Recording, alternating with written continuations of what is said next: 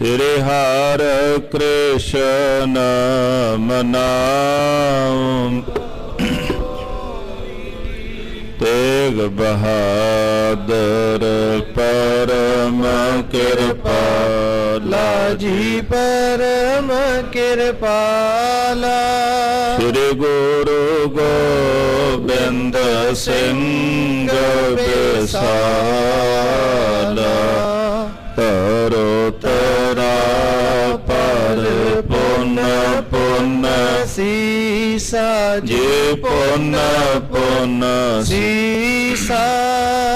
ਬੰਦਾ ਬਾਰ ਬਾਰ ਜਗਦੀਸਾ। ਏਕ ਓੰਕਾਰ ਸਤਿਗੁਰੂ ਤਿਹ ਪ੍ਰਸਾਦ ਸਚ ਹੋਏ। ਵਾਹਿਗੁਰੂ ਜੀ ਕੀ ਫਤਿਹ ਹੈ। ਵਿਘਨ ਵਿਨਾਸ਼ਨ ਸੋਏ। ਜਿਸ ਮਹਿ ਅੰਮ੍ਰਿਤ ਗਿਆਨ ਹੈ ਮਾਨਕ ਭਗਤ ਬੈਰਾਗ। ਗੁਰੂ ਗ੍ਰੰਥ ਸਾਹਿਬ ਉਦਦ ਬੰਦੋਂ ਕਰ ਅਨੁਰਾਗ। ਗੁਰੂ ਗ੍ਰੰਥ ਸਾਹਿਬ ਉਦਦ ਬੰਦੋਂ ਕਰ ਅਨੁਰਾਗ।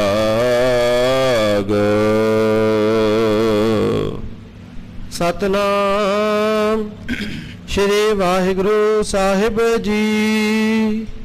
ਦੋਹਰਾ ਰਾਜ ਮਹਿਲਪੁਰ ਕੇ ਬਿਖੇ ਭਾਨੂ ਬਹਿਲ ਬਸੰਤ। ਭਾਉ ਭਗਤ ਸਿੱਖੀ ਧਰੀ ਭਰਤ ਹੈ ਗੁਰੂ ਮਤੰਤ। ਵਾਹਿਗੁਰੂ ਜੀ ਕਾ ਖਾਲਸਾ ਵਾਹਿਗੁਰੂ ਜੀ ਕੀ ਫਤਿਹ। ਜੁਗ ਹੋ ਜੁਗ ਅਟਲ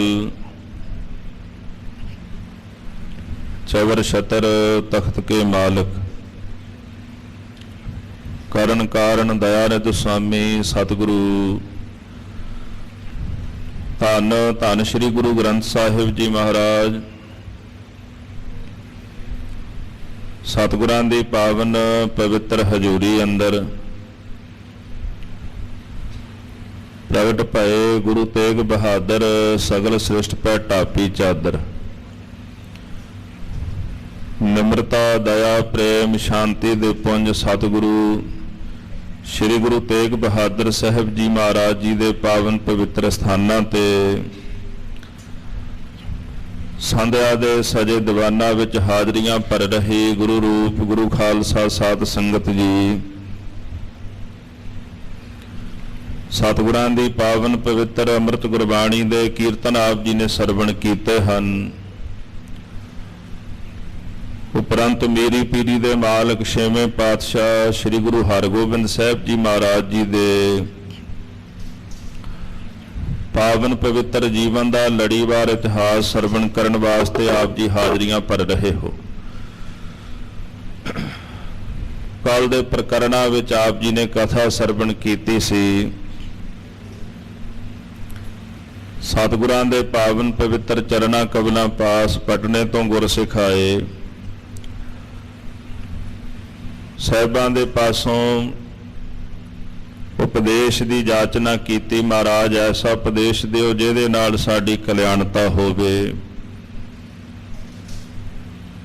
ਸਾਹਿਬ ਜੀ ਨੇ ਬਖਸ਼ਿਸ਼ ਕੀਤੀ ਪ੍ਰਭੂ ਦੇ ਨਾਮ ਦਾ ਸਿਮਰਨ ਕਰਿਆ ਕਰੋ, ਵਾਹਿਗੁਰੂ ਵਾਹਿਗੁਰੂ ਜਪਿਆ ਕਰੋ, ਇਹਦੇ ਨਾਲ ਕਲਿਆਣਤਾ ਹੁੰਦੀ ਹੈ।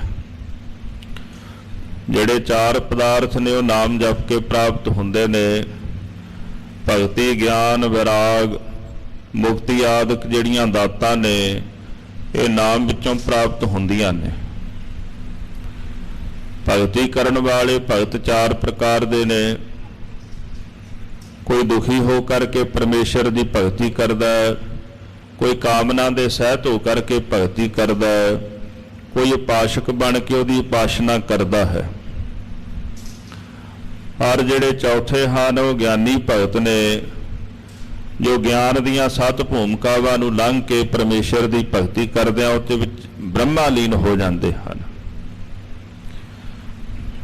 ਇਸ ਤਰ੍ਹਾਂ ਮਹਾਰਾਜ ਦੇ ਪਾਵਨ ਪਵਿੱਤਰ ਚਰਨਾਂ ਦੇ ਵਿੱਚ ਸਤਿਗੁਰਾਂ ਦੇ ਪੌੜਦਾਰ ਸਿੱਖ ਜਿਹੜੇ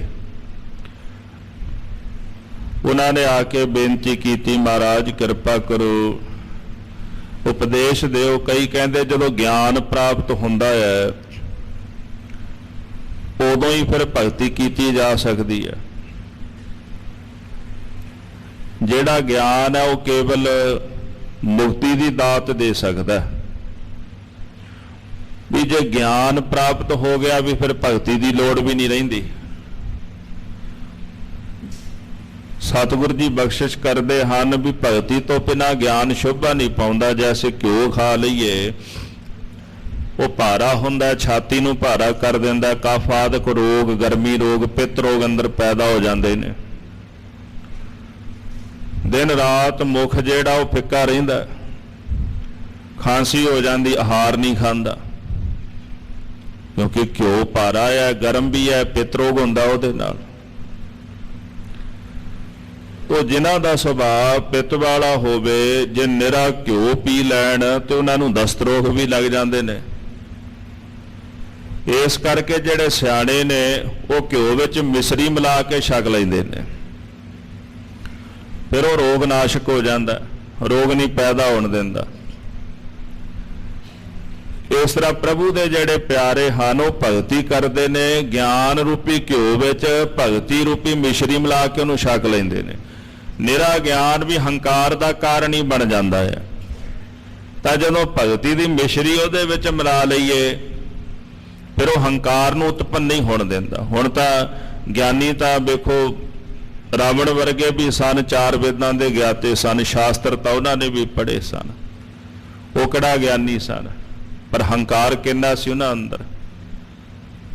ਗਿਆਨ ਤਾਂ ਕੋਈ ਵੀ ਪ੍ਰਾਪਤ ਕਰ ਸਕਦਾ ਸ਼ਾਸਤਰ ਪੜ੍ਹ ਕੇ, ਪਰ ਜਿਹੜਾ ਅਨੁਭਵੀ ਗਿਆਨ ਆ ਉਹ ਭਗਤੀ ਵਿੱਚੋਂ ਹੀ ਜਨਮ ਲਿਆ ਕਰਦਾ ਆ। ਇਸ ਕਰਕੇ ਜਿਹੜਾ ਬਾਹਰੀ ਗਿਆਨ, ਸਮਾਨ ਗਿਆਨ ਆ, ਉਹਦੇ ਵਿੱਚ ਭਗਤੀ ਦੀ ਮਿਸ਼ਰੀ ਪਾ ਕੇ ਜੇ ਉਹਨੂੰ ਗ੍ਰਹਿਣ ਕਰੀਏ ਤੇ ਫਿਰ ਉਹ ਸੁਖਦਾਇਕ ਹੈ। ਐਸਾ ਉਪਦੇਸ਼ ਮਹਾਰਾਜ ਨੇ ਆਪਣੇ ਪਿਆਰਿਆਂ ਨੂੰ ਦਿੱਤਾ ਹੈ। ਆਓ ਅਗਲੇ ਪ੍ਰਕਰਨ ਸਰਵਣ ਕਰੀਏ। ਸ੍ਰੀ ਗੁਰੂ ਹਰਗੋਬਿੰਦ ਸਾਹਿਬ ਸੱਚੇ ਪਾਤਸ਼ਾਹ ਮਹਾਰਾਜ ਲੋਕ ਅਰ ਪਰਲੋਕ ਵਿੱਚ ਆਪਣੇ ਪਿਆਰਿਆਂ ਦੀ ਬਾਹ ਫੜਨ ਵਾਲੇ ਨੇ। ਦਸਤਗੀਰ ਹੋਏ 5 ਪੀਰ, ਹਰ ਗੁਰ ਹਰ ਗੋਬਿੰਦਿ ਤੋਲਾ। ਦੀਨ ਦੁਨੀ ਦਾ ਪਾਤਸ਼ਾਹ, ਪਾਤਸ਼ਾਹਾਂ ਪਾਤਸ਼ਾਹ ਅਡੋਲਾ। ਪਾਤਸ਼ਾਹਾਂ ਦੇ ਪਾਤਸ਼ਾਹ ਸੱਚੇ ਪਾਤਸ਼ਾਹ ਗੁਰੂ ਹਰਗੋਬਿੰਦ ਸਾਹਿਬ ਦੇ ਚਰਨਾਂ ਦਾ ਧਿਆਨ ਧਾਰ ਕੇ ਸਾਰੀਆਂ ਸੰਗਤਾਂ ਪ੍ਰੇਮ ਨਾਲ ਜਪੋ ਜੀ, ਸਤਨਾਮ ਸ੍ਰੀ ਵਾਹਿਗੁਰੂ ਸਾਹਿਬ ਜੀ। ਸਤਨਾਮ ਸ੍ਰੀ ਵਾਹਿਗੁਰੂ ਸਾਹਿਬ ਜੀਓ। ਸਤਨਾਮ ਸ੍ਰੀ ਵਾਹਿਗੁਰੂ ਸਾਹਿਬ ਜੀ। ਦੋਹਰਾ। ਰਾਜ ਮਹਿਲਪੁਰ ਕੇ ਬਿਖੈ, ਭਾਨੂ ਬਹਿਲ ਬਸੰਤ। ਰਾਜ ਮਹਿਲਪੁਰ ਦੇ ਅੰਦਰ ਸਤਿਗੁਰਾਂ ਦਾ ਇੱਕ ਸਿੱਖ ਰਹਿੰਦਾ। ਇਸ ਸਿੱਖ ਦਾ ਨਾਮ ਹੈ ਭਾਈ ਭਾਨੂ ਬਹਿਲ। ਬੜੀ ਭਾਵਨਾ ਵਾਲੇ ਗੁਰਸਿੱਖ ਜਦੋਂ ਸਮਾਂ ਮਿਲਣਾ ਮਹਾਰਾਜ ਦੇ ਦਰਬਾਰ ਵਿੱਚ ਆ ਕੇ ਗੁਰੂ ਕੇ ਦੀਦਾਰ ਪਰਸਣੇ। ਇਹ ਜਿਹੜਾ ਭਾਈ ਭਾਨੂ ਹੈ ਉਹ ਰਾਜ ਮਹਿਲਪੁਰ ਦਾ ਰਹਿਣ ਵਾਲਾ ਹੈ। ਭਾਉ ਭਗਤ ਸਿੱਖੀ ਧਰੀ, ਵਰਤਹਿ ਗੁਰੂ ਮਤੰਤ। ਆਪਣੇ ਹਿਰਦੇ ਵਿੱਚ ਸਤਿਗੁਰਾਂ ਦੀ ਜਿੱਥੇ ਪ੍ਰੇਮਾ ਭਗਤੀ ਧਾਰਨ ਕੀਤੀ ਉੱਥੇ ਸਿੱਖੀ ਵੀ ਧਾਰਨ ਕੀਤੀ ਹੈ। ਸਤਿਗੁਰਾਂ ਦੇ ਸਿਧਾਂਤ ਦੇ ਮੁਤਾਬਕ ਆਪਣਾ ਜੀਵਨ ਬਸਰ ਕਰਦੇ ਨੇ। ਜੋ ਗੁਰ ਕਹੈ ਸੋਈ ਪਦ ਮਾਨੋ। ਜੋ ਸਤਿਗੁਰੂ ਕਹਿੰਦੇ ਨੇ ਉਹਦੇ ਮੁਤਾਬਕ ਆਪਣਾ ਜੀਵਨ ਬਤੀਤ ਕਰਦੇ ਹਨ। ਚੋਪਈ ਸਿਮਰਹਿ ਵਾਹਿਗੁਰੂ ਸਤਨਾਮ। ਆਪਣੀ ਰਸਨਾ ਨਾਲ 8 ਪੈਰ ਵਾਹਿਗੁਰੂ ਵਾਹਿਗੁਰੂ ਵਾਹਿਗੁਰੂ ਦਾ ਸਿਮਰਨ ਕਰਦੇ ਨੇ। ਰਸਨਾ ਕਰਕੇ ਆਰਾਧਦੇ ਨੇ, ਮਨ ਕਰਕੇ ਆਰਾਧਦੇ ਨੇ। ਪਰਮੇਸ਼ਰ ਨੂੰ 8 ਪੈਰ ਹੀ ਚਿਤਵਦੇ ਰਹਿੰਦੇ ਹਨ। ਵੰਡ ਖਾਏ ਜੋ ਹੋਵਤ ਧਾਮ। ਜੋ ਕੁਝ ਵੀ ਉਹਨਾਂ ਦੇ ਘਰ ਦੇ ਵਿੱਚ ਹੁੰਦਾ ਉਹ ਵੰਡ ਕੇ ਛਕ ਲੈਂਦੇ ਨੇ। ਪਹਿਲਾਂ ਗੁਰਸਿੱਖਾਂ ਦੇ ਕਰ, ਪਹਿਲਾਂ ਗੁਰਸਿੱਖਾਂ ਨੂੰ ਛਕਾ ਦਿੱਤਾ। ਕੋਈ ਵੀ ਘਰ ਵਿੱਚ ਆ ਗਿਆ ਉਹਦੀ ਸੇਵਾ ਕਰ ਲਈ। ਜੇਕਰ ਕੁਝ ਬਚ ਜਾਂਦਾ ਫਿਰ ਉਹਨੂੰ ਆਪ ਛਕ ਲੈਂਦੇ ਹਨ। ਸ਼੍ਰੀ ਹਰਿ ਗੋਬਿੰਦ ਕੇ ਡਿਗੇ ਆਇਓ। ਇਹ ਜਿਹੜਾ ਭਾਈ ਭਾਨੂ ਬਹਿਲ ਸਿੱਖ ਗੁਰੂ ਹਰਗੋਬਿੰਦ ਸਾਹਿਬ ਸੱਚੇ ਪਾਤਸ਼ਾਹ ਦੇ ਚਰਨਾਂ ਵਿੱਚ ਚੱਲ ਕੇ ਆਇਆ ਹੈ। ਧਰ ਅਕੋਰ ਕੋ ਸੀਸ ਨਿਵਾਇਓ। ਸਾਹਿਬ ਜੀ ਦੇ ਪਾਵਨ ਚਰਨਾਂ ਕਬਲਾਂ ਵਿੱਚ ਭੇਟਾ ਰੱਖ ਕੇ ਨਮਸਕਾਰ ਕੀਤੀ ਹੈ। ਪੂਜਨ ਕੀਨੇ ਜਲਦ ਵਿਵੇਕ। ਗਿਆਨ ਦੇ ਸਾਗਰ ਸ੍ਰੀ ਗੁਰੂ ਹਰਗੋਬਿੰਦ ਸਾਹਿਬ ਜੀ ਨੂੰ ਭਾਈ ਭਾਨੂ ਬਹਿਲ ਜੀ ਪੁੱਛਣ ਲੱਗੇ। ਸ਼ਾਸਤਰਾਨ ਮਤ ਅਹਿ ਅਨੇਕ। ਪਾਤਸ਼ਾਹ ਜੀ ਜਿਹੜੇ ਸ਼ਾਸਤਰ ਨੇ, ਸ਼ਾਸਤਰਾਂ ਦੇ ਮਤ ਅਨੇਕ ਪ੍ਰਕਾਰ ਦੇ ਨੇ। ਭਾਵੇਂ ਉਹ ਸ਼ਾਸਤਰ ਇੱਕੋ ਹੀ ਮਤ ਦੇ ਨੇ, ਇੱਕੋ ਹੀ ਧਰਮ ਦੇ ਨੇ, ਉਹਨਾਂ ਦੇ ਕਰਤੇ ਜਿਹੜੇ ਉਹ ਇੱਕੋ ਧਰਮ ਦੇ ਨੇ, ਉਹਨਾਂ ਦੇ ਕਰਤੇ ਤਾਂ ਅਲੱਗ-ਅਲੱਗ ਨੇ। ਹੈ ਤਾਂ ਇੱਕੋ ਧਰਮ ਦੇ ਸ਼ਾਸਤਰ ਨੇ, ਇੱਕੋ ਧਰਮ ਦੇ ਰਿਸ਼ੀ ਨੇ। ਉਹਨਾਂ ਰਿਸ਼ੀਆਂ ਨੇ ਅੱਗੋਂ ਸ਼ਾਸਤਰਾਂ ਨੂੰ ਜਨਮ ਦਿੱਤਾ ਹੈ, ਪਰ ਉਹਨਾਂ ਸ਼ਾਸਤਰਾਂ ਦਾ ਜਿਹੜਾ ਮਤ ਹੈ, ਉਹ ਸਿਧਾਂਤ ਹੈ, ਉਹ ਬਿਲਕੁਲ ਇੱਕ ਦੂਜੇ ਨਾਲੋਂ ਅਲੱਗ-ਅਲੱਗ ਹੈ। ਉਹ ਕਈ ਪ੍ਰਕਾਰ ਦੇ ਮਤ, ਕਈ ਪ੍ਰਕਾਰ ਦੀ ਜਿਹੜੀ ਵਿਚਾਰਧਾਰਾ ਉਹ ਆਪਣੀ ਪ੍ਰਗਟ ਕਰਦੇ ਹਨ। ਕੋ ਤਪ ਤੀਰਥ ਮਹਿਮਾ ਗਾਵੇ। ਕੋਈ ਤਾਂ ਤਪ ਦੀ ਮਹਿਮਾ ਕਰਦਾ ਵੀ ਤਪ ਕਰਕੇ ਮੁਕਤੀ ਮਿਲਦੀ ਹੈ, ਕੋਈ ਤੀਰਥਾਂ ਦੀ ਮਹਿਮਾ ਕਰਦਾ ਵੀ ਤੀਰਥਾਂ ਤੇ ਜਾ ਕੇ ਇਸ਼ਨਾਨ ਕਰਨ ਨਾਲ ਮੁਕਤ ਹੋਈਦਾ ਹੈ। ਕੋ ਬ੍ਰਤ ਨੇਮਨ ਕਰਹੁ ਬਤਾਵੇ। ਕੋਈ ਵਰਤ ਦੀ ਮਹਿਮਾ ਕਰਦਾ ਵੀ ਵਰਤ ਰੱਖੋ ਦੇ ਨਾਲ ਪ੍ਰਭੂ ਦੀ ਪ੍ਰਾਪਤੀ ਹੈ। ਕੋਈ ਨੇਮ ਆਦਿਕ ਰੱਖਣ ਦਾ ਉਪਦੇਸ਼ ਦਿੰਦਾ ਹੈ। ਜਗ ਹੋਮ ਕੋ ਕਰੈ ਵਿਸਾਲ। ਤੇ ਕੋਈ ਕਹਿੰਦਾ ਜੀ ਜਗ ਕਰੋ, ਹੋਮ ਆਦਿਕ ਕਰੋ, ਇਹਦੇ ਨਾਲ ਮੁਕਤੀ ਦੀ ਪ੍ਰਾਪਤੀ ਹੋਵੇਗੀ। ਕੋ ਕਹਿ ਦਾਨ ਕਰੋ ਵਿਦ ਨਾਲ। ਤੇ ਕੋਈ ਕਹਿੰਦਾ ਵਿਧੀ ਦੇ ਨਾਲ ਦਾਨ ਕਰੋ, ਦਾਨ ਪੁੰਨ ਕਰਨ ਦੇ ਨਾਲ ਜੀਵ ਦਾ ਭਲਾ ਹੋ ਜਾਂਦਾ ਹੈ। ਵਡਿਆਈ ਸਤਿਗੁਰ ਕੇ ਧਾਮ। ਪਰ ਪਾਤਸ਼ਾਹ ਜੀ ਜਿਹੜੀ ਸਭ ਤੋਂ ਵੱਡੀ ਵਡਿਆਈ ਨਾਮ ਦੀ ਵਡਿਆਈ ਹੈ, ਇਹ ਸਤਿਗੁਰੂ ਗੁਰੂ ਨਾਨਕ ਸਾਹਿਬ ਸੱਚੇ ਪਾਤਸ਼ਾਹ ਮਹਾਰਾਜ ਜੀ ਦੇ ਘਰ ਦੇ ਵਿੱਚ ਹੈ। ਕੇਵਲ ਸਿਮਰਨ ਕੋ ਸਤਨਾਮ। ਇੱਥੇ ਹੀ ਕੇਵਲ ਉਪਦੇਸ਼ ਦਿੱਤਾ ਜਾਂਦਾ ਵੀ ਨਾਮ ਜਪੋ, ਵਾਹਿਗੁਰੂ ਵਾਹਿਗੁਰੂ ਜਪੋ, ਨਾਨਕ ਕੈ ਘਰ ਕੇਵਲ ਨਾਮ। ਸਤਿਗੁਰਾਂ ਦੇ ਘਰ ਦੇ ਵਿੱਚ ਸਭ ਤੋਂ ਵੱਡੀ ਨਾਮ ਦੀ ਵਡਿਆਈ ਹੈ। ਅਸੀਂ ਜਦੋਂ ਆਪ ਜੀ ਦੇ ਪਾਸ ਆਉਨੇ ਆ, ਤੁਸੀਂ ਸਾਨੂੰ ਨਾਮ ਜਪਣ ਦਾ ਉਪਦੇਸ਼ ਦਿੰਦੇ ਹੋ। ਅੰਤਰ ਇਨ ਮੈਂ ਕਿਤਕ ਬਤਾਵੋ। ਕਿਰਪਾ ਕਰਕੇ ਦੱਸੋ ਵੀ ਨਾ ਸਾਰੇ ਕਰਮਾਂ ਦੇ ਵਿੱਚ ਫਰਕ ਕਿੰਨਾ ਕੁ, ਅੰਤਰ ਕਿੰਨਾ ਕੁ। ਸ਼ਾਸਤਰ ਜਿਹੜੇ ਨੇ ਉਹ ਵੀ ਮੁਕਤੀ ਦਾ ਸਾਧਨ ਆਪਣੇ ਤਰੀਕੇ ਨਾਲ ਦੱਸਦੇ, ਦਾਨ ਪੁੰਨ ਹੋਮ ਜਗ ਤੀਰਥ ਆਦਿਕਾਂ ਦਾ ਉਪਦੇਸ਼ ਦਿੰਦੇ ਨੇ। ਤੁਹਾਡੇ ਪਾਸ ਆਈਦਾ ਪਾਤਸ਼ਾਹ, ਤੁਸੀਂ ਨਾਮ ਜਪਣ ਦਾ ਉਪਦੇਸ਼ ਸਾਨੂੰ ਦਿੰਦੇ ਹੋ। ਕਿਮ ਮਹਿਮਾ ਸਤਨਾਮ ਬਦਾਵੋ। ਆਪ ਜੀ ਸਤਨਾਮ ਦੀ ਮਹਿਮਾ ਕਿਸ ਤਰ੍ਹਾਂ ਵਧਾਉਂਦੇ ਹੋ ਮਹਾਰਾਜ? ਭਾਵ ਨਾਮ ਦੀ ਵੱਡੀ ਵਡਿਆਈ ਆਪ ਜੀ ਕਿਵੇਂ ਸਾਨੂੰ ਦੱਸਦੇ ਹੋ? ਇਹੋ ਜਿਹਾ ਕਿਹੜਾ ਪੈਮਾਨਾ ਹੈ ਜਿਸ ਪੈਮਾਨੇ ਦੇ ਨਾਲ ਨਾਮ ਦੀ ਵਡਿਆਈ ਨੂੰ ਵੱਡਿਆ ਕਰਕੇ ਜਾਣਿਆ ਜਾ ਸਕਦਾ ਹੈ? ਸ਼੍ਰੀ ਮੁਖ ਤੇ ਸੁਨ ਬਾਕ ਬਖਾਨਾ। ਇਸ ਤਰ੍ਹਾਂ ਭਾਈ ਭਾਨੂ ਬਹਿਲ ਦੇ ਬਚਨ ਸੁਣ ਕੇ ਸ੍ਰੀ ਗੁਰੂ ਹਰਗੋਬਿੰਦ ਸਾਹਿਬ ਸੱਚੇ ਪਾਤਸ਼ਾਹ ਨੇ ਫਰਮਾਨ ਕੀਤਾ ਹੈ। ਜੁਗਤ ਬਤਾਵਨ ਕੀਨ ਮਹਾਨਾ। ਸਤਿਗੁਰ ਜੀ ਨੇ ਭਾਈ ਗੁਰਸਿੱਖ ਭਾਈ ਭਾਨੂ ਬਹਿਲ ਨੂੰ ਇੱਕ ਬੜੀ ਮਹਾਨ ਜੁਗਤੀ ਦੱਸੀ ਹੈ। ਸਤਨਾਮ ਏਕਾਂਗ ਪਛਾਨ। ਸਤਿਗੁਰ ਜੀ ਕਹਿੰਦੇ ਪਰਮੇਸ਼ਰ ਦਾ ਜਿਹੜਾ ਨਾਮ ਹੈ ਨਾ, ਏਕਾਂਗ ਵਾਂਗੂ ਹੈ। ਏਕਾਂਗ ਦਾ ਭਾਵ ਵੀ ਏਕਾ, ਏਕੇ ਦੇ ਵਾਂਗੂ ਹੈ, ਕਿਉਂਕਿ ਖੇਡ ਸਾਰੀ ਏਕੇ ਦੀ ਹੈ। ਗੁਰੂ ਗ੍ਰੰਥ ਸਾਹਿਬ ਮਹਾਰਾਜ ਜੀ ਦੀ ਪਵਿੱਤਰ ਬਾਣੀ ਆਰੰਭ ਕਰਨ ਤੋਂ ਪਹਿਲਾਂ ਜਿੱਥੇ ਮੂਲ ਮੰਤਰ ਦਰਜ ਕੀਤਾ, ਮੂਲ ਮੰਤਰ ਵਿੱਚ ਸਭ ਤੋਂ ਪਹਿਲਾਂ ਏਕਾਂਗ ਲਿਖਿਆ ਮਹਾਰਾਜ ਨੇ। ਓੰਕਾਰ ਦੇ ਨਾਲ ਇੱਕ ਪਾ ਦਿੱਤਾ ਵੀ ਓੰਕਾਰ ਇੱਕ ਹੈ, ਉਹ ਪਰਮੇਸ਼ਰ ਇੱਕ ਹੈ, ਵਡਿਆਈ ਇੱਕੋ ਦੀ ਹੈ। ਤਾਂ ਸਾਹਿਬ ਸੱਚੇ ਪਾਤਸ਼ਾਹ ਕਹਿੰਦੇ ਨੇ ਇੱਕੋ ਪਰਮੇਸ਼ਰ ਹੈ, ਸਾਰਾ ਕੁਝ ਉਹਦੇ ਤੋਂ ਬਾਅਦ ਹੀ ਹੈ ਜੋ ਕੁਝ ਵੀ ਹੈ। ਹਰ ਇੱਕੋ, ਕਰਤਾ ਇੱਕ, ਕਰਤਾ ਵੀ ਇੱਕ ਹੈ, ਹਰੀ ਵੀ ਪਰਮੇਸ਼ਰ ਇੱਕ ਹੈ, ਤੇ ਇੱਕੋ ਹੀ ਸਾਰਿਆਂ ਦਾ ਆਸਰਾ ਦਿਵਾਨ ਹੈ, ਉਹਦੇ ਆਸਰੇ ਸਾਰਾ ਸੰਸਾਰ ਰਹਿੰਦਾ ਹੈ। ਤਾਂ ਜਿਹੜਾ ਪਰਮੇਸ਼ਰ ਦਾ ਨਾਮ ਹੈ ਉਹ ਏਕੇ ਦੇ ਸਮਾਨ, ਏਕੇ ਦੇ ਵਾਂਗੂ ਹੈ। ਅਪਰ ਕਰਮ ਸਭ ਸ਼ੂਨ ਸਮਾਨ। ਤੇ ਬਾਕੀ ਜਿਹੜੇ ਕਰਮ ਨੇ ਉਹ ਸਾਰੇ ਸ਼ੂਨ ਸਮਾਨ ਨੇ, ਭਾਵ ਜ਼ੀਰੋ ਦੇ ਸਮਾਨ ਹਨ। ਜੇ ਏਕਾਂਗ ਪੂਰਬ ਲਿਖ ਦੇ। ਪਾਤਸ਼ਾਹ ਕਹਿੰਦੇ ਭਾਵੇਂ ਤੁਸੀਂ 10 ਜ਼ੀਰੋਆਂ ਪਾ ਲਓ, 1000 ਜ਼ੀਰੋਆਂ ਪਾ ਲਓ, ਉਹਨਾਂ ਦੀ ਕੋਈ ਕੀਮਤ ਨਹੀਂ। ਜ਼ੀਰੋ ਜ਼ੀਰੋ ਹੀ ਰਹਿੰਦੀ ਹੈ, ਉਹ ਸ਼ੂਨਿਆ ਹੈ, ਬਿਲਕੁਲ ਖਾਲੀ ਹੈ, ਉਹਦੀ ਕੋਈ ਕੀਮਤ ਨਹੀਂ। ਪਰ ਜੇਕਰ ਜ਼ੀਰੋ ਦੇ ਨਾਲ ਆਪਾਂ ਏਕਾ ਪਾ ਦਈਏ, ਸ਼ੂਨ ਲਗੇ 10 ਗੁਣੋ ਬਦੇ। ਸਤਿਗੁਰੂ ਕਹਿੰਦੇ ਇੱਕ ਲੱਗਣ ਦੇ ਨਾਲ ਫਿਰ ਜਿਹੜੀ ਉਹ ਜ਼ੀਰੋ ਹੁੰਦੀ ਉਹਦਾ 10 ਗੁਣਾ ਜ਼ਿਆਦਾ, ਕਹਿੰਦੇ ਫਿਰ ਉਹਦਾ ਫਲ ਪੈ ਜਾਂਦਾ, ਉਹਦੀ ਕੀਮਤ ਪੈ ਜਾਂਦੀ ਹੈ। ਜ਼ੀਰੋ ਏਕਾ ਪਾ ਦਿਓ ਤੇ 10 ਬਣ ਗਿਆ, 10 ਗੁਣਾ ਫਲ ਹੋ ਗਿਆ। ਸਤਿਗੁਰੂ ਜੀ ਕਹਿੰਦੇ ਨੇ ਕਿ ਜੇ ਨਾਮ ਜਪੀਏ ਤੇ ਬਾਕੀ ਸਾਰੇ ਕਰਮ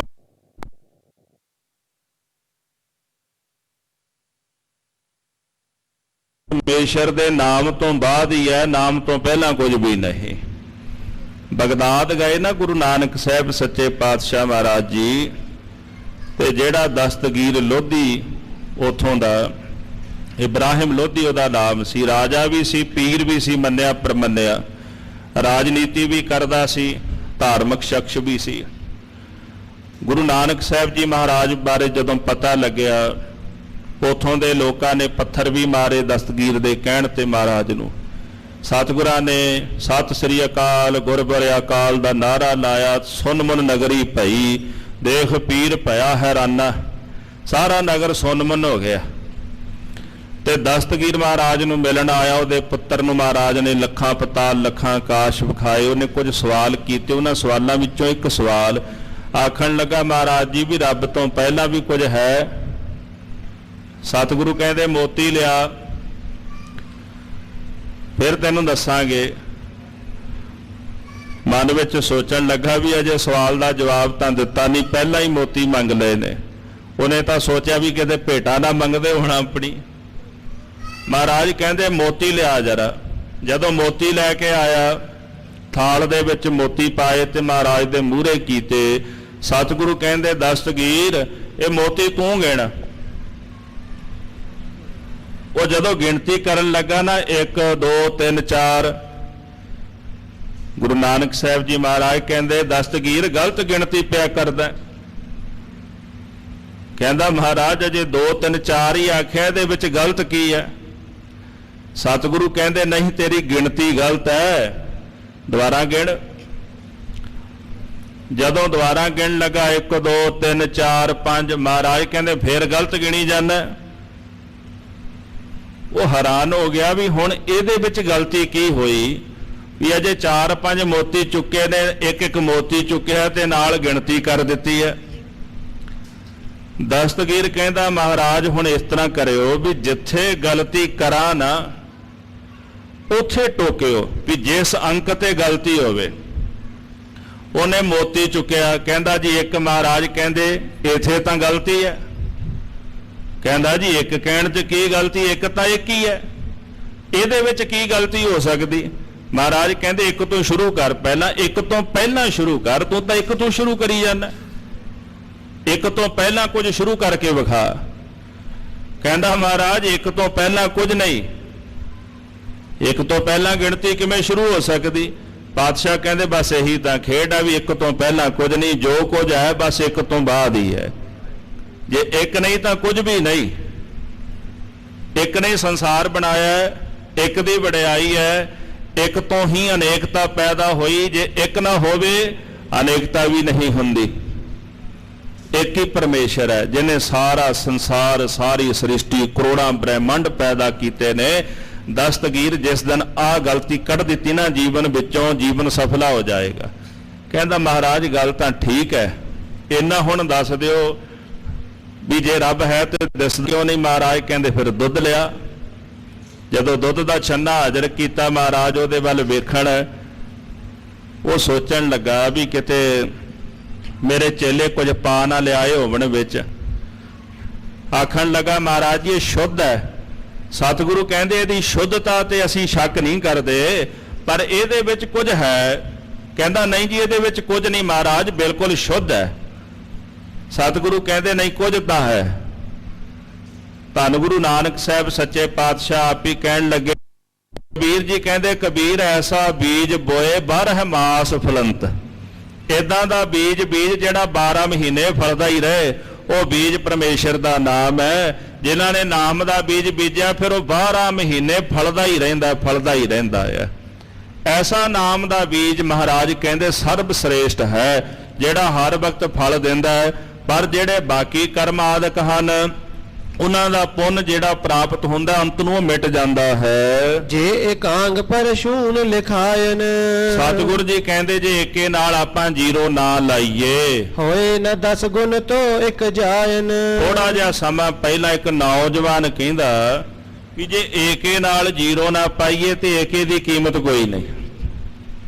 ਜੇ ਮੰਨ ਲਓ ਵੀ ਜ਼ੀਰੋਆਂ ਦੇ ਨਾਲ ਏਕਾ ਨਹੀਂ ਪਾਇਆ ਵੀ ਜ਼ੀਰੋ ਦੀ ਕੀਮਤ ਤਾਂ ਕੋਈ ਨਹੀਂ ਨਾ, ਏਕੇ ਦੀ ਕੀਮਤ ਵੀ ਉਦੋਂ ਵਧਣੀ ਹੈ ਜਦੋਂ ਜ਼ੀਰੋਆਂ ਨਾਲ ਪੈਣਗੀਆਂ।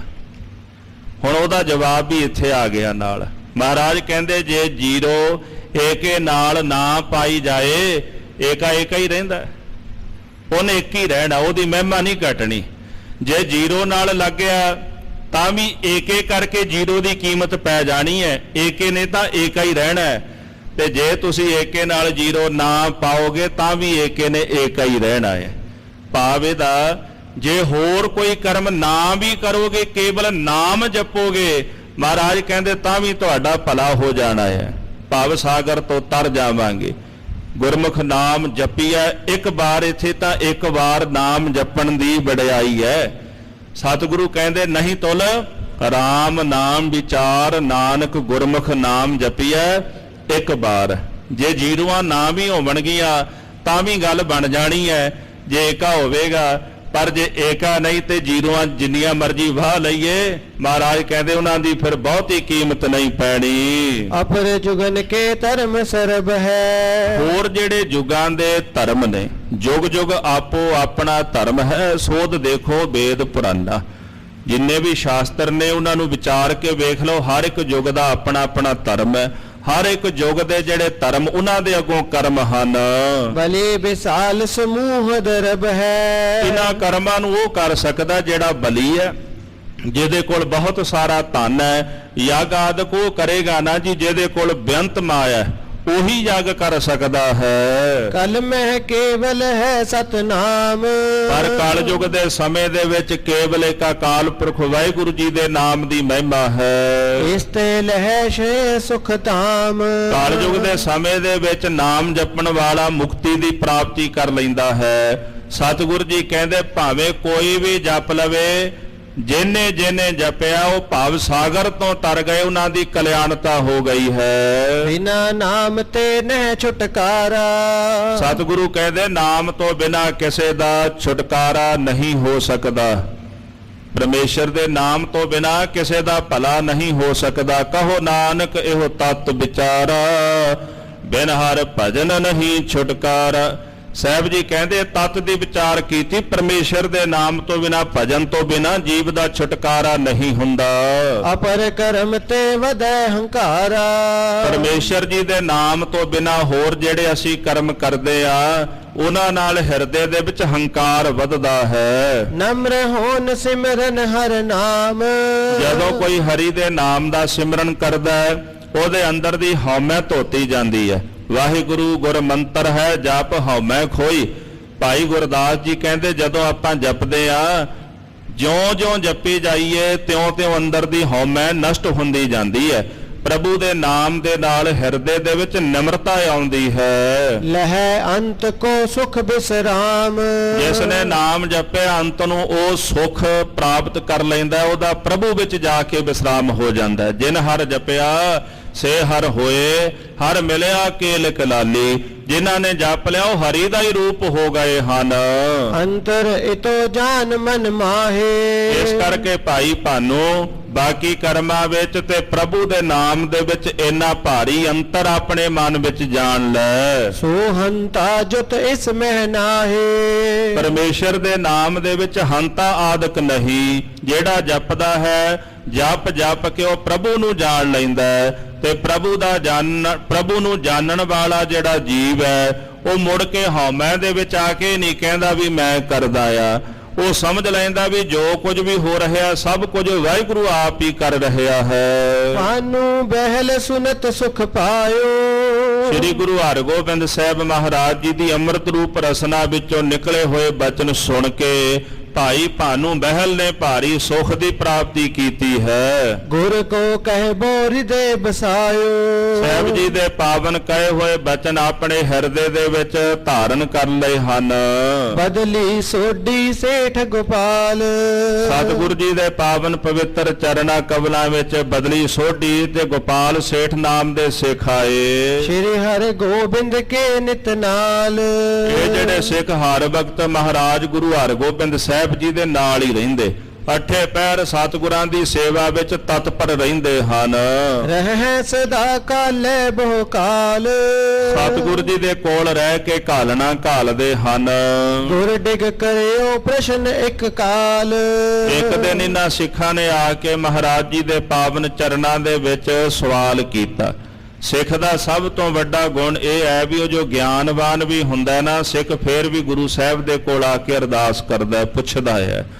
ਕਬੀਰ ਸਾਹਿਬ ਜੀ ਵਰਗੇ ਮਹਾਂਪੁਰਖਾਂ ਨੇ ਬਚਨ ਕਹਿ ਦਿੱਤਾ ਵੀ ਜੀਵਨ ਦੀ ਬੇੜੀ ਅਜੇ ਤਾਂ ਸਮੁੰਦਰ ਵਿੱਚ ਹੈ, ਪਤਾ ਨਹੀਂ ਕੀ ਹੋਣਾ ਹੈ, ਕਿੱਥੇ ਕੀ ਖੇਡ ਵਰਤ ਜਾਣੀ ਹੈ। ਇਸ ਕਰਕੇ ਜਿਹੜੇ ਅਭਿਆਸੀ ਸੱਜਣ ਘਾਲਣਾ ਘਾਲਣ ਵਾਲੇ ਗਿਆਨਵਾਨ ਗੁਰੂ ਕੇ ਸਿੱਖ ਨੇ ਉਹ ਸਾਰਾ ਕੁਝ ਪ੍ਰਾਪਤ ਕਰਨ ਦੇ ਬਾਵਜੂਦ ਵੀ ਸਤਿਗੁਰਾਂ ਦੀ ਅਗਵਾਈ ਵਿੱਚ ਹੀ ਚੱਲਦੇ ਨੇ। ਕਦੇ ਵੀ ਸਾਹਿਬ ਦੇ ਬਚਨਾਂ ਦੀ ਹੁਕਮ ਦੀ ਅਦੂਲੀ ਨਹੀਂ ਉਹ ਕਰਦੇ। ਇੱਕ ਬਚਨ ਆਉਂਦਾ ਮਹਾਰਾਜ ਜੀ ਦਾ, ਗੁਰੂ ਰਾਮਦਾਸ ਸਾਹਿਬ ਜੀ ਦੀ ਪ੍ਰਥਾਏ, ਜਿਨ ਸ਼ਬਦ ਕਮਾਏ ਪਰਮ ਪਦ ਪਾਇਓ, ਸੇਵਾ ਕਰਤ ਨ ਛੋੜਿਓ ਪਾਸ। ਸ਼ਬਦ ਦੀ ਕਮਾਈ ਕਰਕੇ ਗੁਰੂ ਰਾਮਦਾਸ ਮਹਾਰਾਜ ਨੇ ਪਰਮ ਪਦਵੀ ਦੀ ਪ੍ਰਾਪਤੀ ਕਰ ਲਈ, ਪਰ ਉਹਨਾਂ ਨੇ ਸਤਿਗੁਰਾਂ ਦੀ ਸੇਵਾ ਕਰਨੀ ਨਹੀਂ ਛੱਡੀ। ਸੇਵਾ ਵਿੱਚ ਜੁਟੇ ਹੀ ਰਹੇ, ਸੇਵਾ ਕਰਦੇ ਰਹੇ। ਇਹ ਪੂਰਨ ਗੁਰਸਿੱਖ ਦੀ ਨਿਸ਼ਾਨੀ ਹੈ। ਭਾਵੇਂ ਉਹ ਬ੍ਰਹਮ ਗਿਆਨ ਵੀ ਪ੍ਰਾਪਤ ਕਰ ਲਏ ਨਾ, ਫਿਰ ਵੀ ਹੱਥ ਜੋੜ ਕੇ ਉਹ ਸਤਿਗੁਰਾਂ ਦੇ ਚਰਨਾਂ ਦੇ ਵਿੱਚੋਂ ਉਪਦੇਸ਼ ਹੀ ਮੰਗਦਾ ਰਹਿੰਦਾ।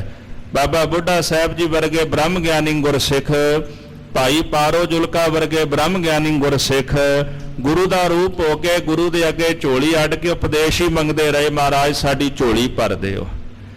ਅੱਜ ਕੱਲ ਆਪਾਂ ਸਵਾਲ ਜ਼ਿਆਦਾ ਕਰਦੇ ਆ ਤੇ ਗੁਰੂ ਸਾਹਿਬ ਦਾ ਉਪਦੇਸ਼ ਘੱਟ ਸੁਣਦੇ ਆ, ਸਿਧਾਂਤ ਨੂੰ ਘੱਟ ਸਮਝਦੇ ਆ, ਤਰਕ ਜ਼ਿਆਦਾ ਕਰਦੇ ਆ। ਕਲਯੁਗ ਹੈ ਨਾ, ਕਲਯੁਗ ਨੇ ਮਨੁੱਖ ਦੀ ਬੁੱਧੀ ਦੇ ਅੰਦਰ ਹਰ ਪ੍ਰਕਾਰ ਦੇ ਭੇਦ ਪੈਦਾ ਕਰ ਦਿੱਤੇ ਨੇ।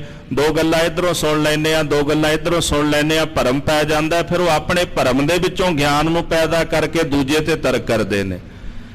ਜ਼ਰੂਰੀ ਹੈ ਕਿ ਸ਼ਬਦ ਦਾ ਅਭਿਆਸ ਗੁਰਸਿੱਖ ਕਰੇ, ਬਾਣੀ ਦਾ ਅਭਿਆਸ ਕਰੇ। ਸ਼ਬਦ ਦਾ ਅਭਿਆਸ ਨਹੀਂ ਕਰ ਸਕਦੇ, ਬਾਣੀ ਦਾ ਅਭਿਆਸ ਲਾਜ਼ਮੀ ਹੈ। ਜਿੰਨਾ ਜ਼ਿਆਦਾ ਗੁਰਬਾਣੀ ਦਾ ਅਭਿਆਸ ਹੋਵੇਗਾ, ਅੰਦਰ ਦੇ ਭੇਦ ਜਿਹੜੇ ਨੇ ਨਾ ਜੀ, ਤਰਕਾਦਿਕ, ਅੰਦਰ ਦੀ ਅਗਿਆਨਤਾ, ਇਹ ਸਾਰਾ ਕੁਝ ਹੌਲੀ ਹੌਲੀ ਹੌਲੀ ਮਿਟਣਾ ਸ਼ੁਰੂ ਹੋ ਜਾਂਦਾ। ਲਿਖਿਆ ਮਿਟ ਸਕਦਾ ਜੇ ਉਹਦੇ ਉੱਤੇ ਰਬੜ ਫੇਰ ਦਿੱਤੀ ਜਾਏ। ਇਸ ਪ੍ਰਕਾਰ ਗੁਰਬਾਣੀ ਦਾ ਅਭਿਆਸ ਕਰਨ ਵਾਲੇ ਗੁਰਸਿੱਖ ਹੱਥ ਜੋੜ ਕੇ ਗੁਰੂ ਹਰਗੋਬਿੰਦ ਸਾਹਿਬ ਦੇ ਚਰਨਾਂ ਵਿੱਚ ਸਵਾਲ ਕਰਦੇ, ਬੇਨਤੀ ਕਰਦੇ ਕੀ ਜੈ ਕੁਛ ਉਪਦੇਸ਼ ਬਖਾਨ। ਪਾਤਸ਼ਾਹ ਦਇਆ ਕਰਕੇ ਆਪ ਜੀ ਸਾਨੂੰ ਕੁਝ ਉਪਦੇਸ਼ ਦੀ ਦਾਤ ਬਖਸ਼ੋ, ਜਿਸ ਤੇ ਹੋਏ ਪਰਮ ਕਲਿਆਣ, ਜਿਹਦੇ ਨਾਲ ਸਾਡੀ ਪਰਮ ਕਲਿਆਣਤਾ ਹੋ ਜਾਵੇ। ਸ਼੍ਰੀ ਮੁਖ ਕਹਿਓ ਵਿਸਾਲ ਸੁਖਾਰੇ। ਧੰਨ ਸ਼੍ਰੀ ਗੁਰੂ ਹਰਗੋਬਿੰਦ ਸਾਹਿਬ ਸੱਚੇ ਪਾਤਸ਼ਾਹ ਨੇ ਆਪਣੀ ਰਸਨਾ ਤੋਂ ਬਚਨ ਉਚਾਰਨ ਕੀਤਾ ਹੈ। ਨਿਵ ਕਰ ਗਮਨੋ ਸਕਲ ਅਗਾਰੇ। ਪਾਤਸ਼ਾਹ ਜੀ ਕਹਿੰਦੇ ਨੇ ਵੀ ਜੇਕਰ ਸਾਡੇ ਆਹ ਬਚਨ ਮੰਨ ਲਓਗੇ ਤੇ ਸੁਖਾਲੇ ਹੋ ਜਾਓਗੇ। ਕਹਿੰਦੇ ਜੀ ਕਿਹੜੇ ਬਚਨ ਨੇ? ਸਤਿਗੁਰੂ ਕਹਿੰਦੇ ਨਿਭ ਕੇ ਚੱਲਣਾ, ਹਿਰਦੇ ਵਿੱਚ ਨਿਮਰਤਾ ਧਾਰਨ ਕਰਕੇ ਰੱਖਣੀ। ਇਸ ਤਰ੍ਹਾਂ ਜਿਹੜਾ ਨਿਭ ਕੇ ਚੱਲੇਗਾ ਉਹ ਸੁਖਾਲਾ ਹੋ ਜਾਵੇਗਾ। ਜਥਾ ਫੁਹਾਰੇ ਕੋ ਜਲ ਹੇਰੇ। ਜਿਵੇਂ ਆਪਾਂ ਫੁਹਾਰੇ ਦਾ ਪਾਣੀ ਵੇਖਦੇ ਆ, ਉਹ ਧਰਤੀ ਵੱਲੋਂ ਆਕਾਸ਼ ਨੂੰ ਜਾਂਦਾ ਹੈ। ਜਿਤੋ ਨੀਵ ਚੜ੍ਹਤ ਤੋ ਉਚੇਰੇ। ਫੁਹਾਰੇ ਦਾ ਪਾਣੀ ਅਕਸਰ ਨੀਵਾਂ ਹੀ ਹੁੰਦਾ ਨਾ, ਜ਼ਮੀਨ ਵਿੱਚ ਹੁੰਦਾ ਤੇ ਜ਼ਮੀਨ ਵਿੱਚੋਂ ਨਿਕਲਿਆ ਉਹ ਪਾਣੀ ਫਿਰ ਫੁਹਾਰੇ ਦੀ ਨਿਆਈ ਉਤਾਂ ਨੂੰ ਜਾਂਦਾ ਹੈ। ਜਿੰਨਾ ਉਹ ਨੀਵਾਂ ਹੈ ਓਨਾ ਹੀ ਉਹ ਆਕਾਸ਼ ਵੱਲ ਜਾਂਦਾ ਹੈ। ਤੂਰ ਸਰਬ ਕੇ ਪਾਇਨ ਤਰੇ। ਇਸ ਤਰ੍ਹਾਂ ਜਿਹੜੀ ਧੂੜ ਮਿੱਟੀ ਹੁੰਦੀ ਹੈ ਉਹ ਸਾਰਿਆਂ ਦੇ ਪੈਰਾਂ ਦੇ ਹੇਠ ਰਹਿੰਦੀ ਹੈ। ਭਾਈ ਸਾਹਿਬ ਭਾਈ ਗੁਰਦਾਸ ਸਾਹਿਬ ਜੀ ਲਿਖਦੇ ਨਾ, ਧਰਤੀ ਪੈਰਾਂ ਹੇਠ ਹੈ, ਧਰਤੀ ਹੇਠ ਵਸੰਦਾ ਪਾਣੀ। ਔਰ ਵੇਖੋ ਵਾਹਿਗੁਰੂ ਦੀ ਕਲਾ ਕੈਸੀ ਹੈ, ਸਰੀਰ ਦੇ ਸਭ ਤੋਂ ਹੇਠਾਂ ਸਾਡੇ ਪੈਰ ਨੇ। ਵੇਖੋ ਪੈਰ ਪੂਜੇ ਜਾਂਦੇ ਨਾ, ਆਪਾਂ ਮਾਤਾ ਪਿਤਾ ਦੇ, ਆਪਣੇ ਬਜ਼ੁਰਗਾਂ ਦੇ, ਵਡੇਰਿਆਂ ਦੇ ਪੈਰਾਂ ਤੇ ਮੱਥਾ ਟੇਕਦੇ ਆ, ਨਮਸਕਾਰ ਕਰਦੇ ਆ। ਕੋਈ ਮਹਾਤਮਾ ਸਾਧੂ ਹੋਵੇ ਉਹਦੇ ਚਰਨ ਛੂਹਨੇ ਆ, ਗੁਰੂ ਸਾਹਿਬ ਦੇ ਚਰਨਾਂ ਤੇ ਨਮਸਕਾਰ ਕਰਦੇ ਆ। ਸਰੀਰ ਵਿੱਚ ਪੈਰ ਤਾਂ ਪੂਜੇ ਜਾਂਦੇ, ਕਹਿੰਦੇ ਸਭ ਤੋਂ ਨੀਵੇਂ ਨੇ। ਸਰੀਰ ਦੇ ਪੈਰਾਂ ਦੇ ਹੇਠਲੇ ਪਾਸੇ ਧਰਤੀ ਹੁੰਦੀ ਹੈ ਤੇ ਜਿੱਥੇ ਸਾਧੂ ਚਰਨ ਪਾ ਦਏ ਉਹ ਧਰਤੀ ਸ਼ੋਭਨੀਕ ਹੋ ਜਾਂਦੀ ਹੈ। ਜਿੱਥੇ ਸਤਿਗੁਰੂ ਜਾ ਕੇ ਬਰਾਜ ਜਾਣ, ਜਿੱਥੇ ਗੁਰੂ ਕੇ ਚਰਨ ਜਾ ਕੇ ਪੈ ਜਾਣ, ਉਹ ਧਰਤੀ ਸ਼ੋਭਨੀਕ ਹੋ ਜਾਂਦੀ ਹੈ। ਪੈਰਾਂ ਨਾਲੋਂ ਫਿਰ ਵੱਡੀ ਮਹਿਮਾ ਕਿਹਦੀ ਹੈ ਜੀ? ਧੂੜ ਦੀ। ਗੁਰਸਿੱਖੀ ਸੋ ਥਾਨ ਭਾਲਿਆ, ਲੈ ਧੂੜ ਮੁਖ ਲਾਵਾ। ਜਿੱਥੇ ਗੁਰੂ ਨੇ ਚਰਨ ਪਾਏ, ਸਿੱਖਾਂ ਨੇ ਉਹ ਜਗ੍ਹਾ ਲੱਭ ਕੇ ਉਥੋਂ ਦੀ ਧੂੜ ਲੈ ਕੇ ਮੱਥੇ ਤੇ ਲਾ ਲਈ। ਤੇ ਗੁਰਸਿੱਖ ਕਹਿੰਦੇ ਵੀ ਸਾਧੂ ਦੇ ਚਰਨਾਂ ਦੀ ਧੂੜ ਬੜੀ ਮਹਾਨ ਹੈ। ਭਾਈ ਨੰਦ ਲਾਲ ਜੀ ਕਹਿੰਦੇ ਮੈਂ ਕੁਰਬਾਨ ਜਾਵਾਂ, ਗੁਰਸਿੱਖਾਂ ਦੇ ਚਰਨਾਂ ਦੀ ਧੂੜ ਤੋਂ ਬਲਿਹਾਰ ਜਾਵਾਂ, ਉਹ ਜ਼ਮੀਨ ਤੋਂ ਬਲਿਹਾਰ ਜਾਵਾਂ ਜਿੱਥੇ ਸੰਤ ਜਨ ਗੁਰੂ ਕੇ ਸਿੱਖ ਚਰਨ ਰੱਖਦੇ ਹਨ। ਤੇ ਧੂੜ ਦੀ ਮਹਿਮਾ, ਤੇ ਧਰਤੀ ਦੇ ਹੇਠਾਂ ਪਾਣੀ ਰਹਿੰਦਾ। ਫਿਰ ਜਲ ਦੀ ਮਹਿਮਾ, ਜਿੱਥੇ ਬਹਿ ਕੇ ਸੰਤਾਂ ਨੇ ਭਗਤੀ ਕੀਤੀ ਉਹ ਤੀਰਥ ਸਥਾਨ ਬਣ ਗਏ। ਤੇ ਗੁਰੂ ਕਲਗੀਧਰ ਜੀ ਨੇ ਉਸੇ ਜਲ ਨੂੰ ਲੈ ਕੇ ਸਰਬਲੋ ਦੇ ਬਾਟੇ 'ਚ ਪਾ ਕੇ, ਪਤਾਸੇ ਵਿੱਚ ਪਾ ਕੇ, ਖੰਡਾ ਫੇਰ ਕੇ ਬਾਣੀ ਨਾਲ ਉਸ ਜਲ ਨੂੰ ਅੰਮ੍ਰਿਤ ਬਣਾ ਦਿੱਤਾ। ਸੱਚਖੰਡ ਸ੍ਰੀ ਹਰਿਮੰਦਰ ਸਾਹਿਬ ਜਾਈਏ, ਉੱਥੇ ਦਾ ਪਾਵਨ ਸਰੋਵਰ, ਉੱਥੋਂ ਦਾ ਜਲ ਅੰਮ੍ਰਿਤ ਬਣ ਜਾਂਦਾ ਹੈ। ਜਦੋਂ ਅੱਠੇ ਪਹਿਰ ਬਾਣੀ ਦਾ ਪ੍ਰਵਾਹ ਚੱਲਦਾ, ਵਿੱਚ ਅੰਮ੍ਰਿਤ ਜਲ ਛਾਇਆ ਰਾਮ ਕਹਿ ਕੇ ਨਵਾਜਿਆ ਮਹਾਰਾਜ ਨੇ। ਪਰ ਵੇਖੋ ਇਹ ਸਾਰੀਆਂ ਚੀਜ਼ਾਂ ਹੇਠਾਂ ਰਹਿੰਦੀਆਂ। ਪੈਰ ਪੂਜੇ ਜਾਂਦੇ ਜੀ ਸਰੀਰ ਤੋਂ ਹੇਠਾਂ ਨੇ, ਪੈਰਾਂ ਦੇ ਹੇਠਾਂ ਜ਼ਮੀਨ ਹੈ, ਸਾਧੂਆਂ ਦੀ ਧੂੜ ਪਵਿੱਤਰ ਮੰਨੀ ਜਾਂਦੀ ਹੈ। ਜ਼ਮੀਨ ਤੋਂ ਹੇਠਾਂ ਪਾਣੀ ਹੈ, ਉਹ ਪਾਣੀ ਅੰਮ੍ਰਿਤ ਬਣ ਜਾਂਦਾ ਹੈ। ਉਹ ਪਾਣੀ ਤੀਰਥ ਸਥਾਨ ਬਣ ਜਾਂਦਾ ਜਿੱਥੇ ਸਾਧੂ ਜਨ ਬਹਿ ਕੇ ਪਰਮੇਸ਼ਰ ਦੀ ਭਗਤੀ ਕਰਦੇ ਨੇ। ਯਾਨੀ ਕਹਿਣ ਤੋਂ ਭਾਵ ਹੈ ਵੀ ਜਿੰਨੀਆਂ ਇਹ ਚੀਜ਼ਾਂ ਹੇਠਾਂ ਰਹਿੰਦੀਆਂ ਨੇ ਓਨੀ ਇਹਨਾਂ ਦੀ ਮਹਿਮਾ ਉੱਚੀ ਹੈ। ਗੁਰੂ ਹਰਗੋਬਿੰਦ ਸਾਹਿਬ ਸੱਚੇ ਪਾਤਸ਼ਾਹ ਕਹਿੰਦੇ ਧੂੜ ਪੈਰਾਂ ਤੋਂ ਹੇਠਾਂ ਰਹਿੰਦੀ ਹੈ, ਇਸੇ ਕਰਕੇ ਧੂੜ ਦੀ ਕਹਿੰਦੇ ਮਹਿਮਾ ਸਭ ਤੋਂ ਉੱਚੀ ਹੈ। ਇਸ ਗੁਣ ਤੇ ਸਭ ਕੇ ਸਿਰ ਚਰੇ, ਨਿਮਰਤਾ ਰੂਪੀ ਗੁਣ ਕਰਕੇ ਇਹੀ ਧੂੜ ਸਾਰਿਆਂ ਦੇ ਸੀਸ ਚੜ੍ਹਦੀ ਹੈ। ਲੋਕ ਜਿਹੜੇ ਮਹਾਂਪੁਰਖਾਂ ਦੇ, ਸੰਤਾਂ ਦੇ, ਗੁਰਸਿੱਖਾਂ ਦੇ ਚਰਨਾਂ ਦੀ ਧੂੜ ਲੈ ਕੇ ਮਸਤਕ ਤੇ ਲਾਉਂਦੇ ਹਨ। ਕਰ ਅੰਗੂਰੀ ਜਿਨ ਛੋਟ ਕਹਾਇਓ, ਹੱਥ ਦੀ ਜਿਹੜੀ ਉਂਗਲੀ ਹੁੰਦੀ ਹੈ ਉਹ ਸਭ ਤੋਂ ਛੋਟੀ ਹੁੰਦੀ ਹੈ। ਜਿਹੜਾ ਚਿੰਚੀ ਦਾ ਸਾਡਾ ਆਕਾਰ ਹੁੰਦਾ ਨਾ ਜੀ, ਉਹ ਸਭ ਤੋਂ ਛੋਟਾ ਹੁੰਦਾ ਹੈ। ਰੁਚਰ ਵੇ ਭੂਖਨ ਤਿਸ ਕੋ ਪਾਇਓ, ਪਰ ਜਿਹੜਾ ਸਭ ਤੋਂ ਸੋਹਣਾ ਗਹਿਣਾ ਹੁੰਦਾ ਹੈ ਉਹ ਮਨੁੱਖ ਲੈ ਕੇ ਆਪਣੀ ਚਿੰਚੀ ਦੇ ਵਿੱਚ ਹੀ ਪਾਉਂਦਾ, ਜਿਹਦੇ ਨਾਲ ਉਹਦੇ ਹੱਥ ਦੀ ਸ਼ੋਭਾ ਵੱਧਦੀ ਹੈ। ਉਹ ਚਿੰਚੀ ਛੋਟੀ ਹੈ, ਉਹਦੀ ਮਹਿਮਾ ਹੀ ਤਾਂ ਹੈ। ਗੁਰੂ ਨਾਨਕ ਸਾਹਿਬ ਜੀ ਵਪਾਰੀ ਨੂੰ ਤਾਂ ਕਹਿੰਦੇ ਧਨ ਇਹ ਪਾਓ ਜਿਹਨੇ ਆਪਣਾ ਲਗ ਨਾਮ ਧਰਾਓ। ਵਪਾਰੀ ਨੂੰ ਉਹ ਕਹਿੰਦੇ ਨਾ ਪਾਈਆ ਦਾ ਵੱਟਾ ਹੱਥ ਵਿੱਚ ਲੈ ਕੇ, ਤਾਂ ਸਾਹਿਬ ਕਹਿੰਦੇ ਧੰਤਾ ਦੇ ਯੋਗ ਹੈ ਜਿਹਨੇ ਆਪਣਾ ਨਾਮ ਛੋਟਾ ਰਖਾਇਆ। ਇਹਦੇ ਨਾਲ ਹੀ ਵਪਾਰੀ ਸਾਹਿਬ ਦੇ ਚਰਨਾਂ ਤੇ ਢਹਿ ਪਿਆ ਵੀ ਇਹੋ ਜਿਹੇ ਬੋਲ ਕਿਸੇ ਆਮ ਇਨਸਾਨ ਦੇ ਨਹੀਂ ਹੁੰਦੇ। ਪਰ ਇੱਕ ਬਚਨ ਆਉਂਦਾ ਸਤਿਗੁਰਾਂ ਦੀ ਬਾਣੀ ਦਾ, ਪਹਿਲੋਂ ਦੇ ਜੜ ਅੰਦਰ ਜੰਮੈ ਤਾਂ ਉੱਪਰ ਹੋਵੇ ਛਾਓ। ਦਰਖਤ ਪਹਿਲਾਂ ਅੰਦਰ ਨੂੰ ਜੰਮਦਾ, ਜ਼ਮੀਨ ਉਹਦੀ ਜੜ ਹੇਠਾਂ ਨੂੰ ਜਾਂਦੀ ਹੈ, ਫਿਰ ਉੱਪਰ ਦਰਖਤ ਹੁੰਦਾ, ਛਾਂ ਹੁੰਦੀ ਹੈ। ਸਾਧੂ ਦੇ ਬੋਲ ਵਜਨਦਾਰ ਹੁੰਦੇ ਨੇ, ਅੰਦਰ ਕਮਾਈ ਹੁੰਦੀ, ਉਹਦੀ ਰਸਨਾ ਦਾ ਇੱਕ ਇੱਕ ਕਿਹਾ ਹੋਇਆ ਬਚਨ ਦੂਜੇ ਦੇ ਦਿਲ ਤੇ ਅਸਰ ਕਰਦਾ ਹੈ। ਤੇ ਗੁਰੂ ਨਾਨਕ ਸਾਹਿਬ ਤਾਂ ਆਪ ਪਰਮੇਸ਼ਰ ਕਾਲ ਪੁਰਖ, ਉਹਨਾਂ ਦੀ ਰਸਨਾ ਦਾ ਬਚਨ ਜਦੋਂ ਉਸ ਵਪਾਰੀ ਦੇ ਹਿਰਦੇ ਵਿੱਚ ਜਾ ਕੇ ਚੋਟ ਕਰਦਾ ਹੈ, ਉਹ ਚਰਨਾਂ ਤੇ ਝੁਕ ਪੈਂਦਾ ਹੈ ਵੀ ਇਹ ਬੋਲ ਕਿਸੇ ਆਮ ਪੁਰਸ਼ ਦੇ ਨਹੀਂ ਹੋ ਸਕਦੇ। ਉਹਦੇ ਕਪਾੜ ਖੋਲ ਦਿੱਤੇ ਮਹਾਰਾਜ ਨੇ।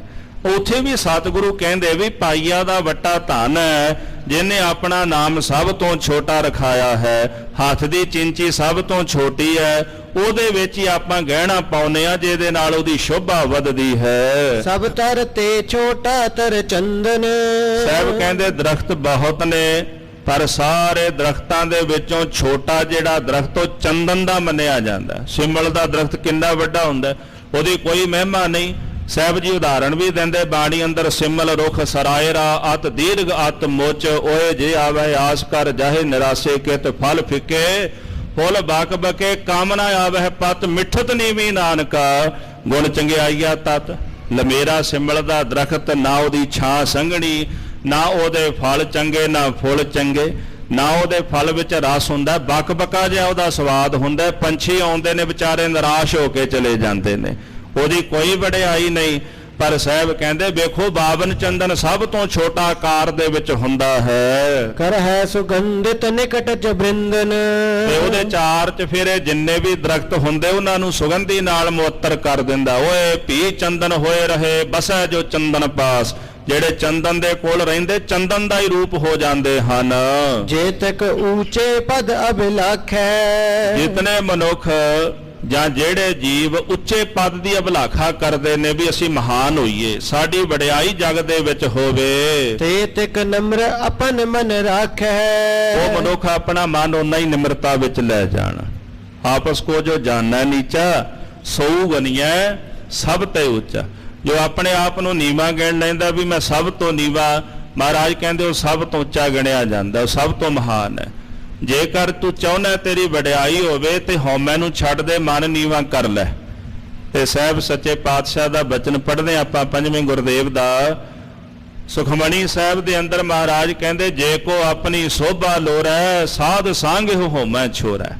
ਜਿਹੜਾ ਆਪਣੀ ਸ਼ੋਭਾ ਚਾਹੁੰਦਾ ਨਾ ਮੇਰੀ ਵਡਿਆਈ ਹੋਵੇ, ਉਹ ਸਾਧ ਸੰਗਤ ਵਿੱਚ ਆ ਕੇ ਹਉਮੈ ਛੱਡ ਦੇ। ਜਦੋਂ ਹਉਮੈ ਨੂੰ ਤਿਆਗ ਦਿਓਗੇ ਨਿਮਰਤਾ ਆਏਗੀ, ਆਪੇ ਹੀ ਵਡਿਆਈ ਹੋਣ ਲੱਗ ਪਵੇਗੀ। ਸਭ ਤੇ ਅਧਿਕ ਬਿਸ਼ਨ ਵਡਿਆਈ, ਸਭ ਤੋਂ ਵੱਡੀ ਵਡਿਆਈ ਕਹਿੰਦੇ ਵਿਸ਼ਨੂੰ ਦੀ ਹੈ। ਇਹ ਉਦਾਹਰਨ ਦਿੱਤੀ ਭਾਈ ਸਾਹਿਬ ਜੀ ਨੇ। ਗੁਰੂ ਕਲਗੀਧਰ ਜੀ ਨੇ ਕ੍ਰਿਸ਼ਨ ਅਵਤਾਰ ਦੇ ਵਿੱਚ ਉਦਾਹਰਨ ਦਿੱਤੀ ਕਿ ਜਦੋਂ ਆ ਕੇ ਭ੍ਰਿਗੂ ਇਹ ਗੱਲ ਕਹਿੰਦਾ ਹੈ ਵੀ ਸਾਰੇ ਦੇਵਤਿਆਂ ਵਿੱਚੋਂ ਵੱਡੀ ਵਡਿਆਈ ਵਿਸ਼ਨੂੰ ਦੀ ਹੈ। ਕਿਉਂ? ਕਿਉਂਕਿ ਦੇਵਤੇ ਕਹਿੰਦੇ ਵੀ ਇੱਕ ਵਾਰੀ ਰਲ ਕੇ ਪਰਖੀਏ ਤੇ ਸੀ ਕਿ ਵੱਡਾ ਕੌਣ ਹੈ।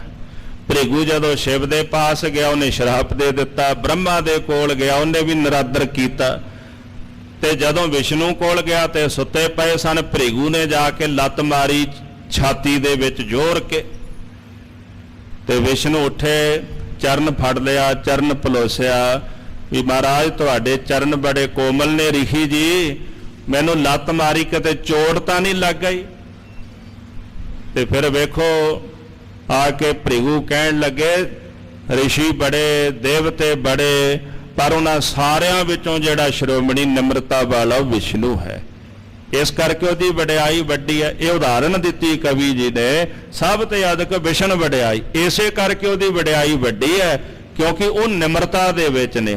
ਨਿਮਰਤਾ ਕਰਕੇ ਉਹਨਾਂ ਨੂੰ ਸਭ ਤੋਂ ਵੱਡਾ ਦੇਵਤਿਆਂ ਵਿੱਚ ਮੰਨਿਆ ਗਿਆ ਹੈ। ਤਿਮ ਸਭ ਤੇ ਮਨ ਨਮਰ ਸਦਾਈ, ਇਸੇ ਤਰ੍ਹਾਂ ਜਿਨ੍ਹਾਂ ਦਾ ਮਨ ਸਭ ਤੋਂ ਜ਼ਿਆਦਾ ਨੀਵਾਂ ਹੁੰਦਾ ਉਹਨਾਂ ਦੀ ਵਡਿਆਈ ਵੀ ਵੱਡੀ ਹੁੰਦੀ ਹੈ। ਭ੍ਰਿਗੂ ਲਾਤ ਸਹਿ ਨਮਰੀ ਹੋਏ, ਕਹਿੰਦੇ ਭ੍ਰਿਗੂ ਦੀ ਲੱਤ ਸਹਿ ਲਈ ਉਹਨਾਂ ਨੇ, ਲੱਤ ਸਹਿ ਕੇ ਵੀ ਅਥਾਹ ਨਿਮਰਤਾ ਉਹਨਾਂ ਨੇ ਜਤਾਈ। ਵੱਡੀ ਵਡਿਆਈ ਦੇ ਮਾਲਕ ਮੇਰੇ ਪਾਤਸ਼ਾਹ ਗੁਰੂ ਅਮਰਦਾਸ ਸਾਹਿਬ ਜੀ, ਗੁਰੇ ਅਮਰਦਾਸ ਕੀ ਅਕਥ ਕਥਾ ਹੈ, ਇੱਕ ਜਿਹੀ ਕਛ ਕਹੀ ਨਾ ਜਾਈ। ਜਦੋਂ ਆ ਕੇ ਬਾਬੇ ਲਾਤੂ ਨੇ ਲੱਤ ਮਾਰੀ ਨਾ ਮਹਾਰਾਜ ਸੱਚੇ ਪਾਤਸ਼ਾਹ ਨੂੰ, ਕਵੀ ਜੀ ਨੇ ਲਿਖਿਆ ਵੀ ਤਖਤ ਹੇਠਾਂ ਵੀ ਡਿੱਗੇ ਮਹਾਰਾਜ, ਉੱਠ ਕੇ ਚਰਨ ਫੜ ਲਏ, ਆਖਿਆ ਬਾਬਾ ਜੀ ਖਿਮਾ ਕਰਿਓ ਗੁਰੂ ਪੁੱਤਰੋ, ਤੁਸੀਂ ਆਏ ਮੈਂ ਸਤਿਕਾਰ ਨਹੀਂ ਕੀਤਾ ਤੁਹਾਡਾ ਵੀ, ਚਲੋ ਚੰਗਾ ਕੀਤਾ ਜੇ। ਪਹਿਲਾ ਬਚਨ ਇਹ ਆਖਿਆ, ਤੇ ਫਿਰ ਦੂਜਾ ਬਚਨ ਆਖਿਆ ਵੀ ਮੈਂ ਸੇਵਾ ਕੀਤੀ, ਉੱਪਰੋਂ ਬਜ਼ੁਰਗ ਬੜਾ, ਸਰੀਰ ਬੜਾ ਕਠੋਰ ਹੈ, ਤੁਸੀਂ ਲੱਤ ਮਾਰੀ ਹੈ ਤੇ ਇਹਦੇ ਨਾਲ ਤੁਹਾਡੀ ਲੱਤ ਨੂੰ ਬਹੁਤ ਚੋਟ ਪਹੁੰਚੀ ਹੋਵੇਗੀ। ਤੁਹਾਡੇ ਚਰਨ ਬੜੇ ਕੋਮਲ ਨੇ, ਪਿਆਰ ਨਾਲ ਚਰਨਾਂ ਨੂੰ ਸਪਰਸ਼ ਕੀਤਾ, ਚਰਨ ਪਲੋਸੇ ਗੁਰੂ ਅਮਰਦਾਸ ਮਹਾਰਾਜ ਜੀ ਨੇ। ਤਾਂ ਫਿਰ ਵਡਿਆਈ ਕਿਹਦੀ ਵੱਡੀ ਹੈ? ਧੰਨ ਗੁਰੂ ਅਮਰਦਾਸ ਸੱਚੇ ਪਾਤਸ਼ਾਹ ਮਹਾਰਾਜ ਜੀ ਦੀ। ਇਸੇ ਕਰਕੇ ਭੱਟ ਸਾਹਿਬਾਨ ਕਹਿੰਦੇ ਭੱਲੇ ਅਮਰਦਾਸ ਗੁਣ ਤੇਰੇ, ਭੱਲੇ ਅਮਰਦਾਸ ਗੁਣ ਤੇਰੇ, ਭਲੇ ਅਮਰਦਾਸ ਗੁਣ ਤੇਰੇ, ਭਲੇ ਅਮਰਦਾਸ ਗੁਣ ਤੇਰੇ। ਤੇਰੀ ਉਪਮਾ ਤੋਹਿ ਬਨ ਆਵੈ, ਤੇਰੀ ਉਪਮਾ ਤੋਹਿ ਬਨ ਆਵੈ, ਉਪਮਾ ਤੋਹਿ ਬਨ ਆਵੈ, ਤੇਰੀ ਉਪਮਾ ਤੋਹਿ ਬਨ ਆਵੈ। ਧੰਨ ਗੁਰੂ ਅਮਰਦਾਸ ਮਹਾਰਾਜ ਤੁਹਾਡੀ ਉਪਮਾ ਤੁਹਾਨੂੰ ਹੀ ਬਣ ਆਉਂਦੀ ਹੈ। ਤੁਹਾਡੇ ਜਿਹਾ ਕੋਈ ਹੋਵੇ, ਤੁਹਾਡੇ ਵਰਗਾ ਕੋਈ ਹੋਵੇ ਤੇ ਤਾਂ ਉਹਦੇ ਨਾਲ ਤੁਹਾਡੀ ਤੁਲਨਾ ਕਰੀਏ ਨੇ ਮਹਾਰਾਜ ਸਾਹਿਬ। ਗੁਰੂ ਗ੍ਰੰਥ ਸਾਹਿਬ ਕਹਿੰਦੇ ਜੈਸਾ ਤੂੰ ਤੈਸਾ ਤੂੰ ਹੀ ਕਿਆ ਉਪਮਾ ਦੀਜੈ, ਜੈਸੇ ਤੁਸੀਂ ਹੋ ਮਹਾਰਾਜ ਕੇਵਲ ਤੁਸੀਂ ਹੋ, ਕਿਹਦੇ ਨਾਲ ਤੁਹਾਡੀ ਉਪਮਾ ਕਰੀਏ, ਕਿਹਦੇ ਨਾਲ ਤੁਹਾਡੀ ਤੁਲਨਾ ਕਰੀਏ। ਤਾਂ ਇਸ ਪ੍ਰਕਾਰ ਮਹਾਰਾਜ ਗੁਰੂ ਹਰਗੋਬਿੰਦ ਸਾਹਿਬ ਸੱਚੇ ਪਾਤਸ਼ਾਹ ਜੀ ਕਹਿੰਦੇ ਜਿਨ੍ਹਾਂ ਨੇ ਨਿਮਰਤਾ ਧਾਰ ਲਈ ਉਹਨਾਂ ਦੀ ਵੱਡੀ ਵਡਿਆਈ ਹੁੰਦੀ ਹੈ। ਪਾਂਡਵ ਮਖ ਮੈਰਿਕ ਭਗਤ ਹੋਏ। ਫਿਰ ਜਦੋਂ ਪਾਂਡਵਾਂ ਨੇ ਕਹਿੰਦੇ ਯੱਗ ਕੀਤਾ ਤੇ ਉਹਨਾਂ ਦਾ ਯੱਗ ਸੰਪੂਰਨ ਨਾ ਹੋਵੇ, ਕਹਿੰਦੇ ਰਿਸ਼ੀ ਬਾਲਮੀਕ ਨੂੰ ਲੈ ਕੇ ਆਓ। ਜਦੋਂ ਰਿਸ਼ੀ ਬਾਲਮੀਕ ਨੂੰ ਲੈਣ ਗਏ ਤੇ ਆਏ ਨਹੀਂ, ਫਿਰ ਆਪ ਦ੍ਰੋਪਦੀ ਖੁਦ ਚੱਲ ਕੇ ਗਈ ਤੇ ਰਿਸ਼ੀ ਜੀ ਕਹਿੰਦੇ ਜ਼ਰੂਰ ਚੱਲਾਂਗਾ, 100 ਯੱਗ ਕਰਨ ਦਾ ਫਲ ਮੈਨੂੰ ਦੇ ਦਿਓ। ਕਹਿੰਦੇ ਮਹਾਰਾਜ ਸਾਡਾ ਇੱਕ ਤਾਂ ਪੂਰਾ ਨਹੀਂ ਹੋਇਆ ਤੇ 100 ਦਾ ਫਲ ਕਿੱਥੋਂ ਤੁਹਾਨੂੰ ਦੇ ਦਈਏ? ਵੀ ਇੱਕ ਪੂਰਾ ਹੋਵੇਗਾ, ਉਹ ਵੀ ਤੁਹਾਡੇ ਚਰਨ ਜਦੋਂ ਪੈਣਗੇ ਵਿੱਚ ਤਾਂ ਹੀ ਪੂਰਾ ਹੋਏਗਾ ਨਾ। ਤੇ ਦ੍ਰੋਪਦੀ ਨੇ ਆਖਿਆ ਫਿਰ ਇਦਾਂ ਕਰੋ, ਸੁਣਿਆ ਵੀ ਜਦੋਂ ਸਾਧੂ ਦੇ ਕੋਲ ਜਾਈਏ ਇੱਕ ਇੱਕ ਕਦਮ ਤੇ ਬੇਅੰਤ ਯੱਗ ਕਰਨ ਦਾ ਫਲ ਪ੍ਰਾਪਤ ਹੁੰਦਾ ਹੈ। ਇਦਾਂ ਕਰੋ ਵੀ ਮੈਂ ਜਿੰਨੇ ਕਦਮ ਤੁਹਾਡੇ ਕੋਲ ਚੱਲ ਕੇ ਆਈ ਆ ਉਹਦਾ ਫਲ ਮੈਨੂੰ ਦੇ ਦਿਓ ਤੇ ਜਿੰਨਾ ਕੁ ਫਲ ਦਿਓਗੇ ਉਹਦੇ ਵਿੱਚੋਂ 100 ਜੱਗਾਂ ਦਾ ਫਲ ਤੁਸੀਂ ਰੱਖ ਲਓ, ਬਾਕੀ ਮੇਰਾ ਫਲ ਮੈਨੂੰ ਦੇ ਦਿਓ। ਰਿਸ਼ੀ ਬਾਲਮੀਕ ਉੱਠ ਕੇ ਚੱਲ ਪਏ। ਫਿਰ ਆਪ ਜਦੋਂ ਚੱਲ ਕੇ ਆਏ ਉਹਨਾਂ ਦੇ ਚਰਨ ਧੋਤੇ ਗਏ ਉਸ ਯੱਗ ਦੇ ਅੰਦਰ। ਫਿਰ ਪਾਂਡਵਾਂ ਦਾ ਯੱਗ ਜਿਹੜਾ ਉਹ ਸੰਪੰਨ ਹੋਇਆ। ਇਸ ਤਰ੍ਹਾਂ ਗੱਲ ਨਿਮਰਤਾ ਦੀ ਹੈ। ਉਸ ਰਿਸ਼ੀ ਨੂੰ ਬੁਲਾਇਆ ਗਿਆ ਜਿਹਨੂੰ ਮਾੜਾ ਕਹਿੰਦੇ। ਅੱਜ ਉਸੇ ਰਿਸ਼ੀ ਦੇ ਚਰਨ ਪੈਣੇ ਕਰਕੇ ਯੱਗ ਸਫਲਾ ਹੋਇਆ ਹੈ। ਅਪਰ ਜੇ ਕਰਮ ਕਰਤ ਭਗਵਾਨ। ਸੋ ਇਸ ਪ੍ਰਕਾਰ ਕਹਿੰਦੇ ਜਿਤਨੇ ਵੀ ਕਰਮ ਨੇ ਉਹ ਸਾਰੇ ਕਰਮ ਭਗਵਾਨ ਜੀ ਪਰਮੇਸ਼ਰ ਜੀ ਆਪ ਹੀ ਕਰਦੇ ਹਨ। ਹੋਏ ਨਮਰੀ ਹੰਕਾਰ ਨਠਾਨ। ਉਹਨਾਂ ਕਰਮਾਂ ਨੂੰ ਜਾਣ ਕੇ ਵੀ ਜੋ ਕੁਝ ਕਰਦਾ ਹੈ ਉਹ ਵਾਹਿਗੁਰੂ ਆਪ ਕਰਦਾ ਹੈ ਤੇ ਹੰਕਾਰ ਨਾ ਕਦੇ ਕਰੇ ਵੀ ਮੈਂ ਕੁਝ ਕਰਦਾ ਆ। ਇਹ ਸਮਝ ਲੈ ਵੀ ਜੋ ਹੋ ਰਿਹਾ ਹੈ, ਜੋ ਕੀਤਾ ਜਾ ਰਿਹਾ ਹੈ, ਇਹ ਸਭ ਕੁਝ ਪਰਮੇਸ਼ਰ ਜੀ ਆਪ ਹੀ ਕਰ ਰਹੇ ਹਨ। ਉੱਚੇ ਪਦ ਦੇ ਬੇਕੀ ਕਾਰਨ। ਇਸ ਪ੍ਰਕਾਰ ਜਿਹੜੀ ਉੱਚੀ ਪਦਵੀ ਹੁੰਦੀ ਹੈ ਨਾ, ਮਹਾਰਾਜ ਜੀ ਕਹਿੰਦੇ ਉਹਨਾਂ ਨੂੰ ਹੀ ਪ੍ਰਾਪਤ ਹੁੰਦੀ ਹੈ। ਹੈ ਨਮਰਤਾ ਔਰ ਹੰਕਾਰਨ। ਜਿਨ੍ਹਾਂ ਦੇ ਅੰਦਰ ਨਿਮਰਤਾ ਹੁੰਦੀ ਹੈ। ਨਿਮਰਤਾ ਹੀ ਉੱਚੀ ਪਦਵੀ ਨੂੰ ਦੇਣ ਦਾ ਕਾਰਨ ਹੈ। ਅਰਥਾਤ ਜੇ ਨਿਮਰਤਾ ਹੋਵੇਗੀ ਆਪਣੇ ਆਪ ਉੱਚੀ ਪਦਵੀ ਮਿਲੇਗੀ। ਨਿਵੈ ਸੋ ਗੌਰਾ ਹੋਏ। ਤੱਕੜੀ ਦੇ 2 ਪੱਲਿਆਂ ਵਿੱਚ ਵਸਤੂ ਪਾ ਦਈਏ, ਮਹਿਮਾ ਤਾਂ ਉਹਦੀ ਜ਼ਿਆਦੀ ਹੈ ਨਾ ਜਿਹੜੀ ਚੀਜ਼ ਭਾਰੀ ਹੈ, ਨਿਵ ਗਈ ਹੈ, ਉਹਨੂੰ ਆਪਾਂ ਕਹਿੰਦੇ ਆ ਵੀ ਇਹ ਜ਼ਿਆਦੀ ਹੈ, ਉਹਦੀ ਵਡਿਆਈ ਹੁੰਦੀ। ਫਿਰ ਉਹਦੇ ਵਿੱਚੋਂ ਕੱਢ ਲਈਦੀ ਥੋੜੀ ਜਿਹੀ ਵੀ ਬੱਟੇ ਦੇ ਬਰਾਬਰ ਹੋ ਜਾਏ। ਵਡਿਆਈ ਉਸੇ ਦੀ ਰਹਿਣੀ ਹੈ ਜਿਹਨੇ ਨਿਵਣਾ। ਤਾਂ ਸਤਿਗੁਰੂ ਜੀ ਕਹਿੰਦੇ ਨਿਮਰਤਾ ਹੋਵੇ। ਹਾਂ, ਸ਼ਿਕਾਰੀ ਵਾਲੀ ਨਾ ਹੋਵੇ। ਜਿਹਨੂੰ ਮਹਾਰਾਜ ਕਹਿੰਦੇ ਨਾ ਅਪਰਾਧੀ ਦੂਣਾ ਨਿਵੈ ਜੋ ਹੰਤਾ ਮਿਰਗਾਹੇ ਸੀਸ ਨਵਾਇਆ ਕਿਆ ਥੀਏ ਜਾ ਹਿਰਦੈ ਕੁਸੁਧੇ ਜਾਹੇ। ਸ਼ਿਕਾਰੀ ਨਿਵਦਾ ਉਹ ਦੁਗਣਾ ਝੁਕਦਾ ਜਦੋਂ ਉਹਨੇ ਹਰਨ ਦਾ ਸ਼ਿਕਾਰ ਕਰਨਾ ਹੁੰਦਾ। ਕਈਆਂ ਦੀ ਨਿਮਰਤਾ ਇਦਾਂ ਦੀ ਹੁੰਦੀ ਹੈ ਵੀ ਦੂਜਿਆਂ ਨੂੰ ਨਿਵਾਣ ਦੀ ਖਾਤਰ ਆਪ ਨਿਵਦੇ ਨੇ। ਪੰਥ ਰਤਨ ਗਿਆਨੀ ਸੰਤ ਸਿੰਘ ਜੀ ਮਸਕੀਨ ਜੀ ਉਹ ਕਥਾ ਕਰਕੇ ਨਿਕਲੇ ਦਿੱਲੀ ਤੋਂ ਤੇ ਇੱਕ ਉਹਨਾਂ ਨੂੰ ਗੁਰਮੁਖ ਮਿਲਿਆ ਕਿ ਮਹਾਰਾਜ ਤੁਹਾਡੇ ਚਰਨਾਂ ਦੀ ਧੂੜਾਂ ਕਹਿੰਦੇ ਜੀ ਸੱਤ ਹੈ। ਉਹ ਅਗਲੇ ਦਿਨ ਫਿਰ ਟੱਕਰ ਗਿਆ, ਕਹਿੰਦਾ ਜੀ ਤੁਹਾਡੇ ਚਰਨਾਂ ਦੀ ਧੂੜ ਹੈ। ਕਹਿੰਦੇ ਠੀਕ ਹੈ ਜੀ। ਤੀਜੇ ਦਿਨ ਫਿਰ ਟੱਕਰ ਗਿਆ, ਕਹਿੰਦਾ ਜੀ ਮੈਂ ਤਾਂ ਤੁਹਾਡੇ ਚਰਨਾਂ ਦੀ ਧੂੜ ਆ। ਉਹ ਆਪ ਹੀ ਸੁਣਾਉਂਦੇ ਸਨ। ਕਹਿੰਦੇ ਇੱਕ ਦਿਨ ਮੈਂ ਕਹਿ ਬੈਠਾ ਜਦੋਂ ਆਇਆ, ਕਹਿੰਦਾ ਜੀ ਤੁਹਾਡੇ ਚਰਨਾਂ ਦੀ ਧੂੜ। ਕਹਿੰਦੇ ਮੈਂ ਕਹਿ ਦਿੱਤਾ ਤੂੰ ਧੂੜ ਤੋਂ ਬਿਨਾਂ ਹੈ ਵੀ ਕੀ ਹੈ? ਕਹਿੰਦੇ ਉੱਥੇ ਹੀ ਔਖਾ ਹੋ ਪਿਆ। ਲੈ ਤੁਸੀਂ ਮੈਨੂੰ ਇਦਾਂ ਕਹਿ ਦਿੱਤਾ। ਕਹਿੰਦੇ ਕੀ ਹੋਇਆ ਜੇ 3 ਦਿਨ ਤੂੰ ਆਖਿਆ ਤੇ ਇੱਕ ਦਿਨ ਮੈਂ ਕਹਿ ਦਿੱਤਾ, ਕਿਹੜੀ ਵੱਡੀ ਗੱਲ ਹੋ ਗਈ? ਅੱਗੇ ਤੂੰ ਕਹਿੰਦਾ ਸਾਂ ਵੀ ਮੈਂ ਤੁਹਾਡੇ ਚਰਨਾਂ ਦੀ ਧੂੜ ਆ ਤੇ ਅੱਜ ਮੈਂ ਕਹਿ ਦਿੱਤਾ ਵੀ ਧੂੜ ਤੋਂ ਬਿਨਾਂ ਹੈ ਵੀ ਕੀ ਹੈ ਤੇ ਬੰਦਾ ਧੂੜ ਤੋਂ ਬਿਨਾਂ ਹੈ ਵੀ ਕੀ ਹੈ। ਇਹ ਸਰੀਰ 5 ਤੱਤਾਂ ਦਾ ਬਣਿਆ ਤੇ ਮਿੱਟੀ ਵਿੱਚ ਹੀ ਰਲ ਜਾਣਾ, ਹੈ ਹੀ ਧੂੜ ਹੈ। ਬਸ ਪਰਖਣ ਦੀ ਗੱਲ ਹੈ, ਪਰਖ ਲਿਆ। ਕਹਿੰਦਾ ਜੀ ਤੁਸੀਂ ਇੰਨੀ ਵੱਡੀ ਗੱਲ ਮੈਨੂੰ ਕਿਵੇਂ ਕਹਿ ਦਿੱਤੀ? ਇਹ ਹੁੰਦੀ ਹੈ ਜੀ ਸ਼ਿਕਾਰੀ ਵਾਲੀ ਨਿਮਰਤਾ ਵੀ ਮੈਂ ਤਾਂ ਨਿਭ ਰਿਹਾ ਵੀ ਦੂਜਾ ਮੇਰੇ ਅੱਗੇ ਨਿਭੇ। ਇਦਾਂ ਦੀ ਨਿਮਰਤਾ ਨਾ ਹੋਵੇ। ਨਿਮਰਤਾ ਅੰਦਰ ਦੀ ਹੋਵੇ।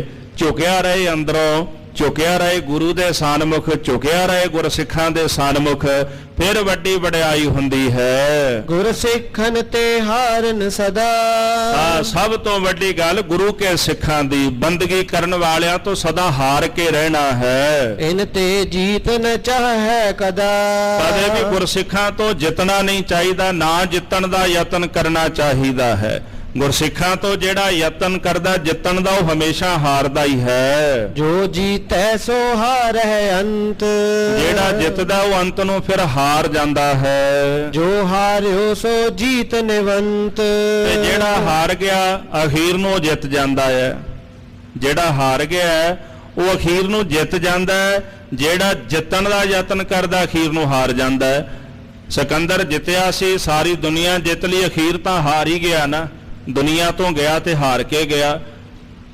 ਅਨੇਕਾਂ ਰਾਜੇ ਆਏ ਧਰਤੀ ਨੂੰ ਜਿੱਤਣ ਵਾਲੇ, ਜਿੱਤ ਜਿੱਤ ਕੇ ਹਾਰ ਕੇ ਚਲੇ ਗਏ।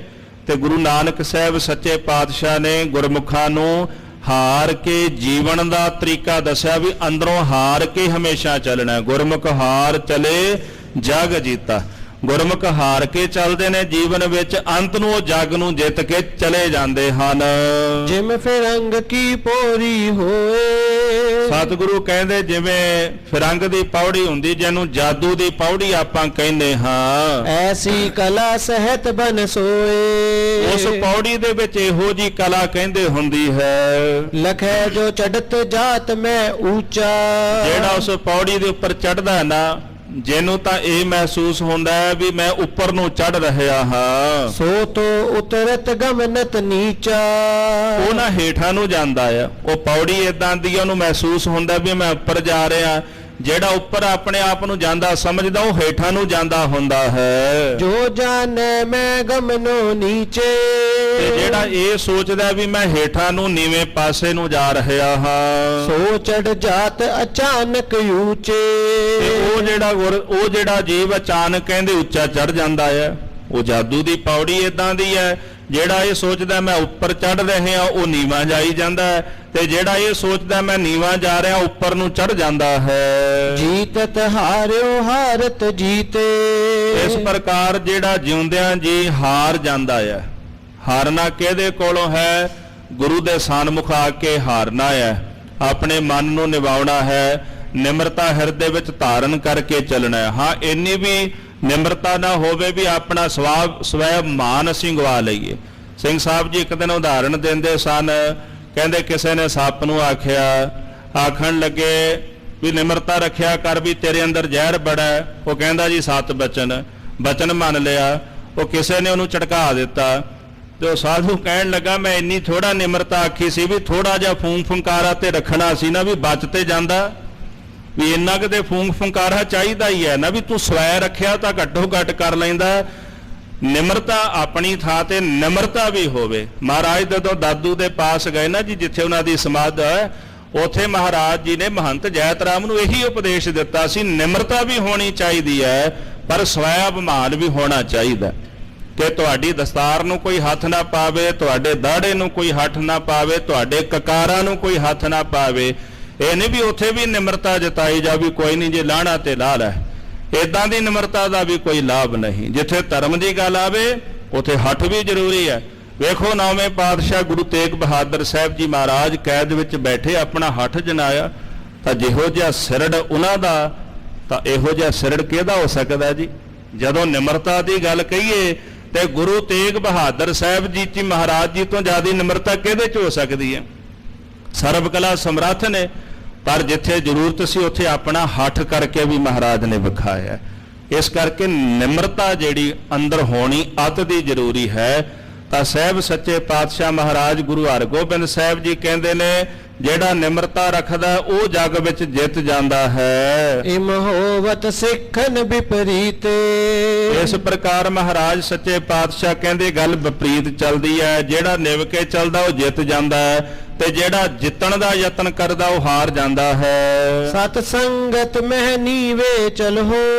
ਜਦੋਂ ਸਤ ਸੰਗਤ ਵਿੱਚ ਆਈਏ ਤੇ ਬੜੀ ਨਿਰਮਾਣਤਾ ਦੇ ਨਾਲ ਆਪਣਾ ਹੰਕਾਰ ਜਿਵੇਂ ਜੋੜੇ ਲਾ ਕੇ ਆਉਨੇ ਆ, ਇਹਦਾ ਆਪਣੀ ਹਉਮੈ, ਆਪਣਾ ਅਹੰਗ ਭਾਵ, ਆਪਣਾ ਹੰਕਾਰ ਉੱਥੇ ਤਿਆਗ ਕੇ ਆਈਏ। ਸਤ ਸੰਗਤ ਵਿੱਚ ਨਿਵ ਕਰਕੇ ਚੱਲਣਾ ਕਰੀਏ। ਮధుਰ ਗਿਰਾ ਕੈ ਸਿੱਖਨ ਮਿਲੋ।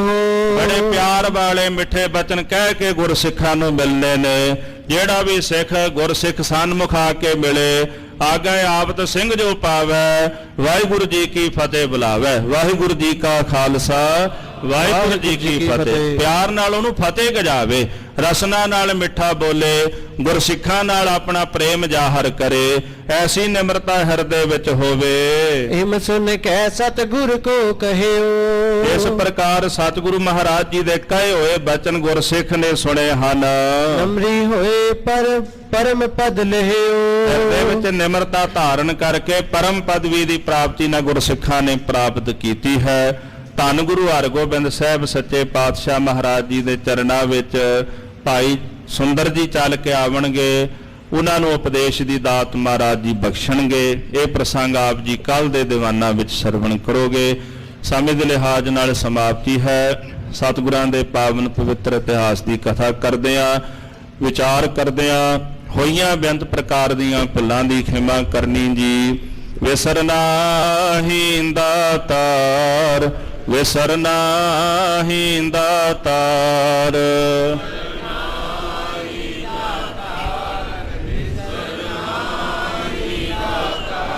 ਆਪਣਾ ਨਾਮ ਦੇਹੋ, ਆਪਣਾ ਨਾਮ ਦੇਹੋ,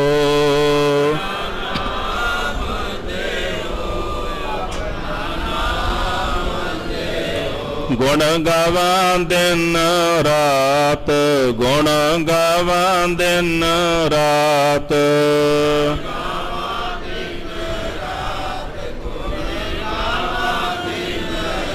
ਨਾਨਕ ਚਾਉ ਇਹੋ, ਨਾਨਕ ਚਾਉ ਇਹੋ,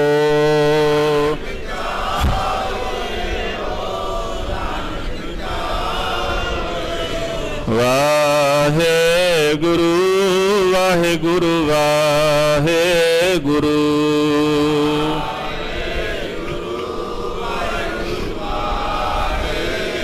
ਵਾਹਿਗੁਰੂ ਵਾਹਿਗੁਰੂ ਵਾਹਿਗੁਰੂ, ਵਾਹਿਗੁਰੂ ਵਾਹਿਗੁਰੂ ਵਾਹਿਗੁਰੂ, ਵਾਹਿਗੁਰੂ ਵਾਹਿਗੁਰੂ ਵਾਹਿਗੁਰੂ, ਵਾਹਿਗੁਰੂ ਵਾਹਿਗੁਰੂ ਵਾਹਿਗੁਰੂ, ਵਾਹਿਗੁਰੂ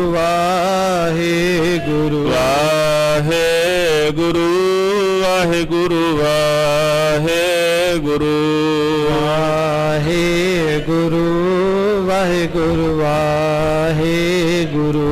ਹੇ ਅਚੁੱਤ ਹੈ ਪਾਰ ਬ੍ਰਹਮ ਅਬਨਾਸੀ ਅਗਨਾਸ, ਹੇ ਪੂਰਨ ਹੈ ਸਰਬ ਮੈਂ ਦੁਖ ਭੰਜਨ ਗੁਣਤਾਸ, ਹੇ ਸੰਗੀ ਹੈ ਨਿਰੰਕਾਰ, ਹੈ ਨਿਰਗੁਣ ਸਭ ਟੇਕ, ਹੇ ਗੋਬਿੰਦ ਹੈ ਗੁਣ ਨਿਧਾਨ, ਜਾ ਕੈ ਸਦਾ ਵਿਵੇਕ, ਹੇ ਪਰੰਪਰ ਹਰ ਹਰੇ ਹੈ ਪੀ ਹੋਵਨ ਹਾਰ, ਹੇ ਸੰਤਾ ਕੈ ਸਦਾ ਸੰਗ ਨਿਰਧਾਰਾ ਆਧਾਰ, ਹੇ ਠਾਕੁਰ ਹਉ ਦਾਸੁਰ ਮੈਂ ਨਿਰਗੁਣ ਗੁਣ ਨਹੀਂ ਕੋਏ, ਨਾਨਕ ਦੀਜੈ ਨਾਮ ਦਾਨ ਰਾਖੋ ਹੀਐ ਪਰੋਏ, ਆਏ ਪ੍ਰਭ ਸਰਣਾਗਤੀ ਕਿਰਪਾ ਨਿਧ ਦਿਆਲ, ਏਕ ਅਖਰ ਹਰ ਮਨ ਬਸਤ ਨਾਨਕ ਹੋਤ ਨਿਹਾਲ,